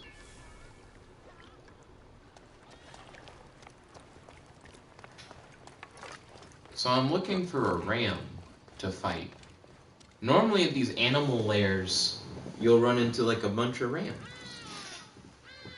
Let's see, what kind of cereal are you hitting up? Zong said, pulls out a Lego. Now all of China knows. Godzilla said, he's trying to get out of the bunker. Oh, okay. And then Zong said, yes, leave the bunker. Oh shit, I didn't mean to... I shouldn't have pulled the arrow. I don't know why I shot. I shouldn't have shot. I'm running out of arrows now.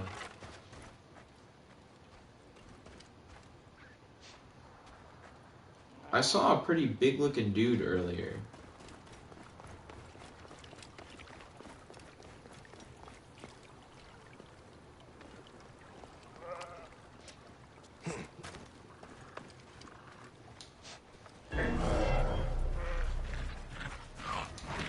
Okay.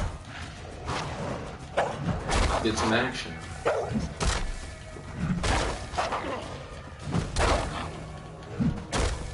Easy. And the sand with it.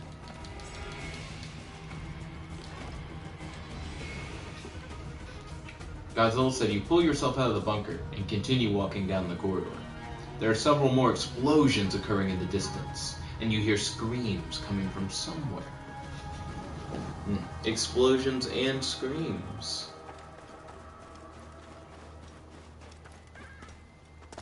Godzilla, didn't you say that you've been eating people because you've been playing as a crocodile on an alien planet? I'm surprised you didn't eat the naked people. You mentioned that you wanted them as minions.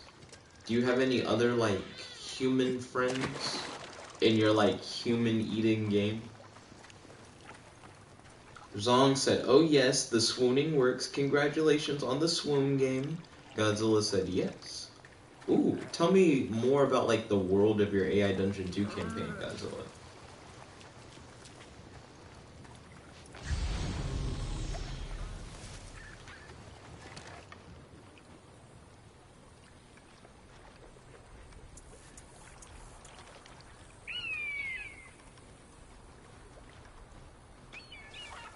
I only have 2 arrows left, and I don't need to kill, like, every ram. I just need to kill whatever the, like, big ram is.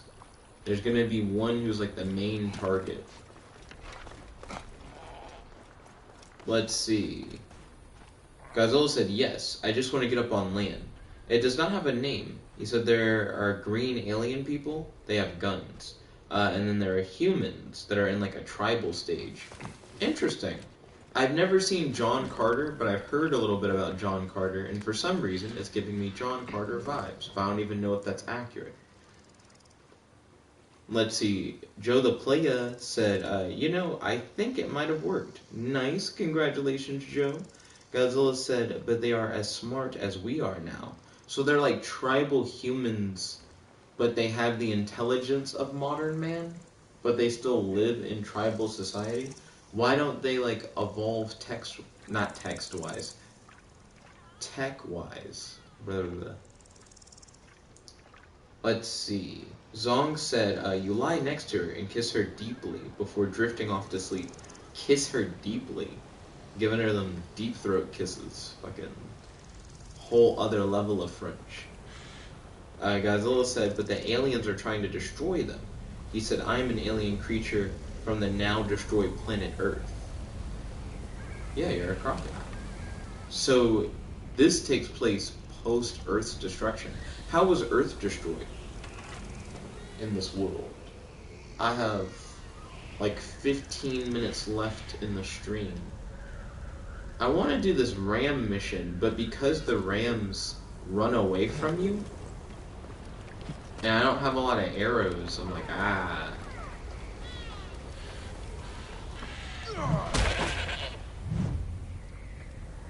See, to me it would be awesome if that ram happened to be the one that I needed to kill.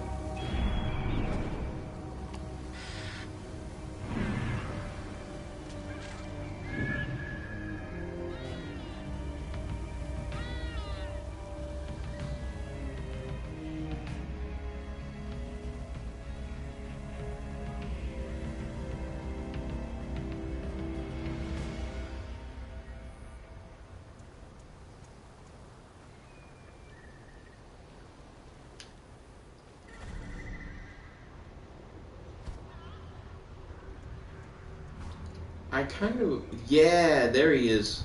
Mark him. That's the one I need. I'm gonna have to be stealthy about it. One moment, Godzilla. If I can kill this dude, I am like home free.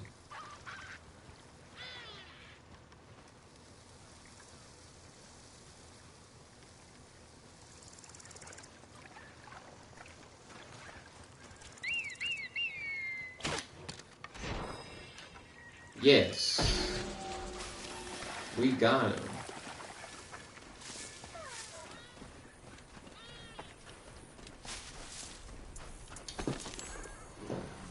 Let's see. He said the Earth was destroyed by natural causes. The sun came down, burnt everyone except for the people who got away.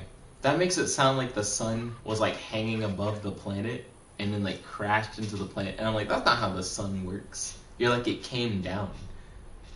So the sun like moved forward through the solar system. I feel like that would fuck up a lot. Like instead of rotating around the sun, we got like ripped into it. Godzilla said he went to this planet where the alien people are hostile, and he destroyed their technology. So now they're tribal. So you're the reason why they're tribal? You like took out their technology? He said, and when they do make tech, the aliens destroy it. Oh no, he's saying there are humans on this planet because humans went there after the sun came down. And now they're on a planet with hostile aliens who destroy all their tech, which forces them to be tribal. Godzilla said, I hate everything because my planet is gone. Interesting. Excuse me. Zong said, you touch her breast. You grab Hua Ling's hand and gently run your fingers over her firm, full bosom, almost a blossom. She giggles and kisses you on the cheek. That was so nice, she says. Godzilla said incest. Godzilla said it did fuck up a lot. Joe the Player said, I've recently been getting nostalgic for Ezio's Assassin's Creed. So those are the few games that I'm not gonna play. Like the original Assassin's Creed games, I'm not as interested in those. I get more hype for when they started doing like the themed games where it's like, it takes place in this time period that's like really different and dun. I did play Brotherhood, and I did really like Brotherhood. I just feel like those two Assassin's Creed games will probably feel a little too old and a little too similar to Brotherhood. Let's see, Zhuang said, she isn't my relative. Her surname is Hua, and mine is Liu. Oh, well, there you go. Not related. Godzilla said, no, I said the aliens destroyed their tech. Understandable, Godzilla. I had it mixed up at first, but I think now I understand.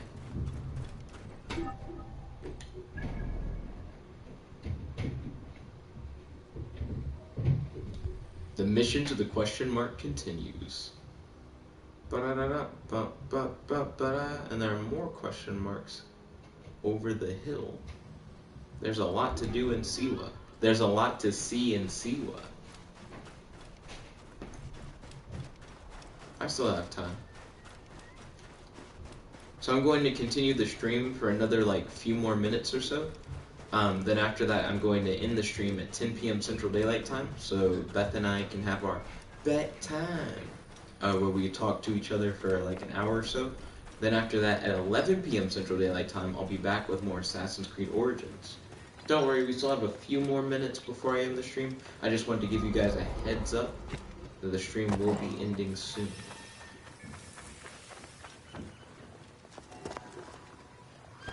We gotta kill the hyenas mission.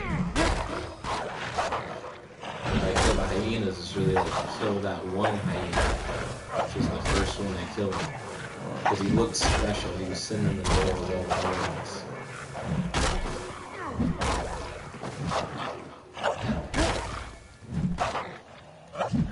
Easy. Get him. Boot him. Collect that. Okay. Next. Let's see. Godzilla said, I am also known as the mythical creature to the aliens and their religion, but they still hate me. That reminds me of Justice League Odyssey. Justice League Odyssey has a similar premise, where some of the members of the Justice League are worshipped on these like lost alien worlds, but even though they're worshipped, they're still not seen always as being like allies. Like, they're seen as being like gods, but that doesn't mean that they're going to be like friendly towards them. Let's see, Call of Duty said, what's up, mate? Yo, Call of Duty, welcome to the stream. It's good to have you. How's your day today? Do any questions for your boy? Do any discussion topics you like to talk about on the stream? Godzilla said, because I am like the devil. Oh, he's like seen as like the negative entity of their religion. That's kind of dope. I like that. Joe the Player said, the SEO games are fantastic. He said 2 is the best in the series, in my opinion. He said the story and the soundtrack are incredible. The gameplay isn't the most flashy, but it gives you the most control, except maybe for the combat. Zong said, my AI dungeon got super not safe for work. So AI Dungeon 2, because it lets you do anything, allows you to like really go hard into any imaginary like crazy fantasy thing that you want to do. That's why I think it's so good for converting daydreams into like playable game experiences. Because you can straight up just type in like the adventure that you want to play in the custom, and then the AI will help you continue that adventure. Zong said it got steamier than a sauna. Call of Duty said, do you know that you can have alerts now on console? Bud, look on YouTube, buddy. You can have alerts on console. What does that mean? I don't know what that means. And then you said, look on YouTube. I'll definitely check. I will have to end the stream soon, by the way. Beth and I are about to have our talk time. Let's see, Godzilla said there is a setting to turn on not safe for work. There's like a safe mode. There is indeed a safe mode. Zong said, I think it's interesting that this is allowed. He said, to be fair, I did swoon her in the first place. That's true. So, Godzilla's right that there is a safe mode for AI Dungeon 2. I'm surprised that different marketplaces list AI Dungeon 2 at different ratings. So some are like, if you're 13 years old or older, you can play it.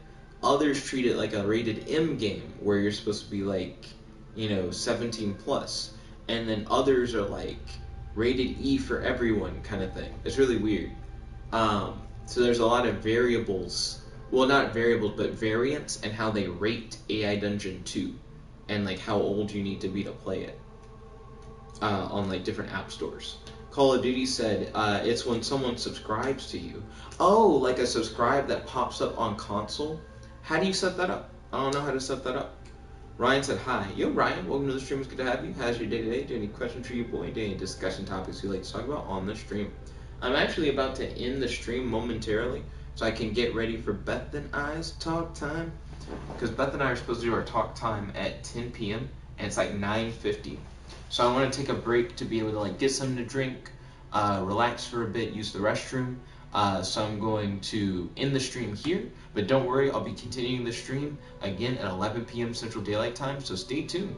If you guys like this video, don't forget to smash that like button. If favorite, comment, subscribe, and share this video with your friends so that you can spread the love. Thank you all for tuning in. This is your host, your friend, your boy, Jeff like the one and only, logging out. I hope to see you guys on the next stream. Check it again. Real quick before I dip, I'm going to read the live chat messages that have come up. So Zong said, it is expected if you flirt, but I didn't think I could get as far as getting like bed action. Yeah, AI Dungeon 2 lets you do anything. Zong said, commented plenty, already liked, subscribed, and hit that bell. Thank you kindly, Zong. Stay tuned for more content. I'll see you guys soon. Check it again.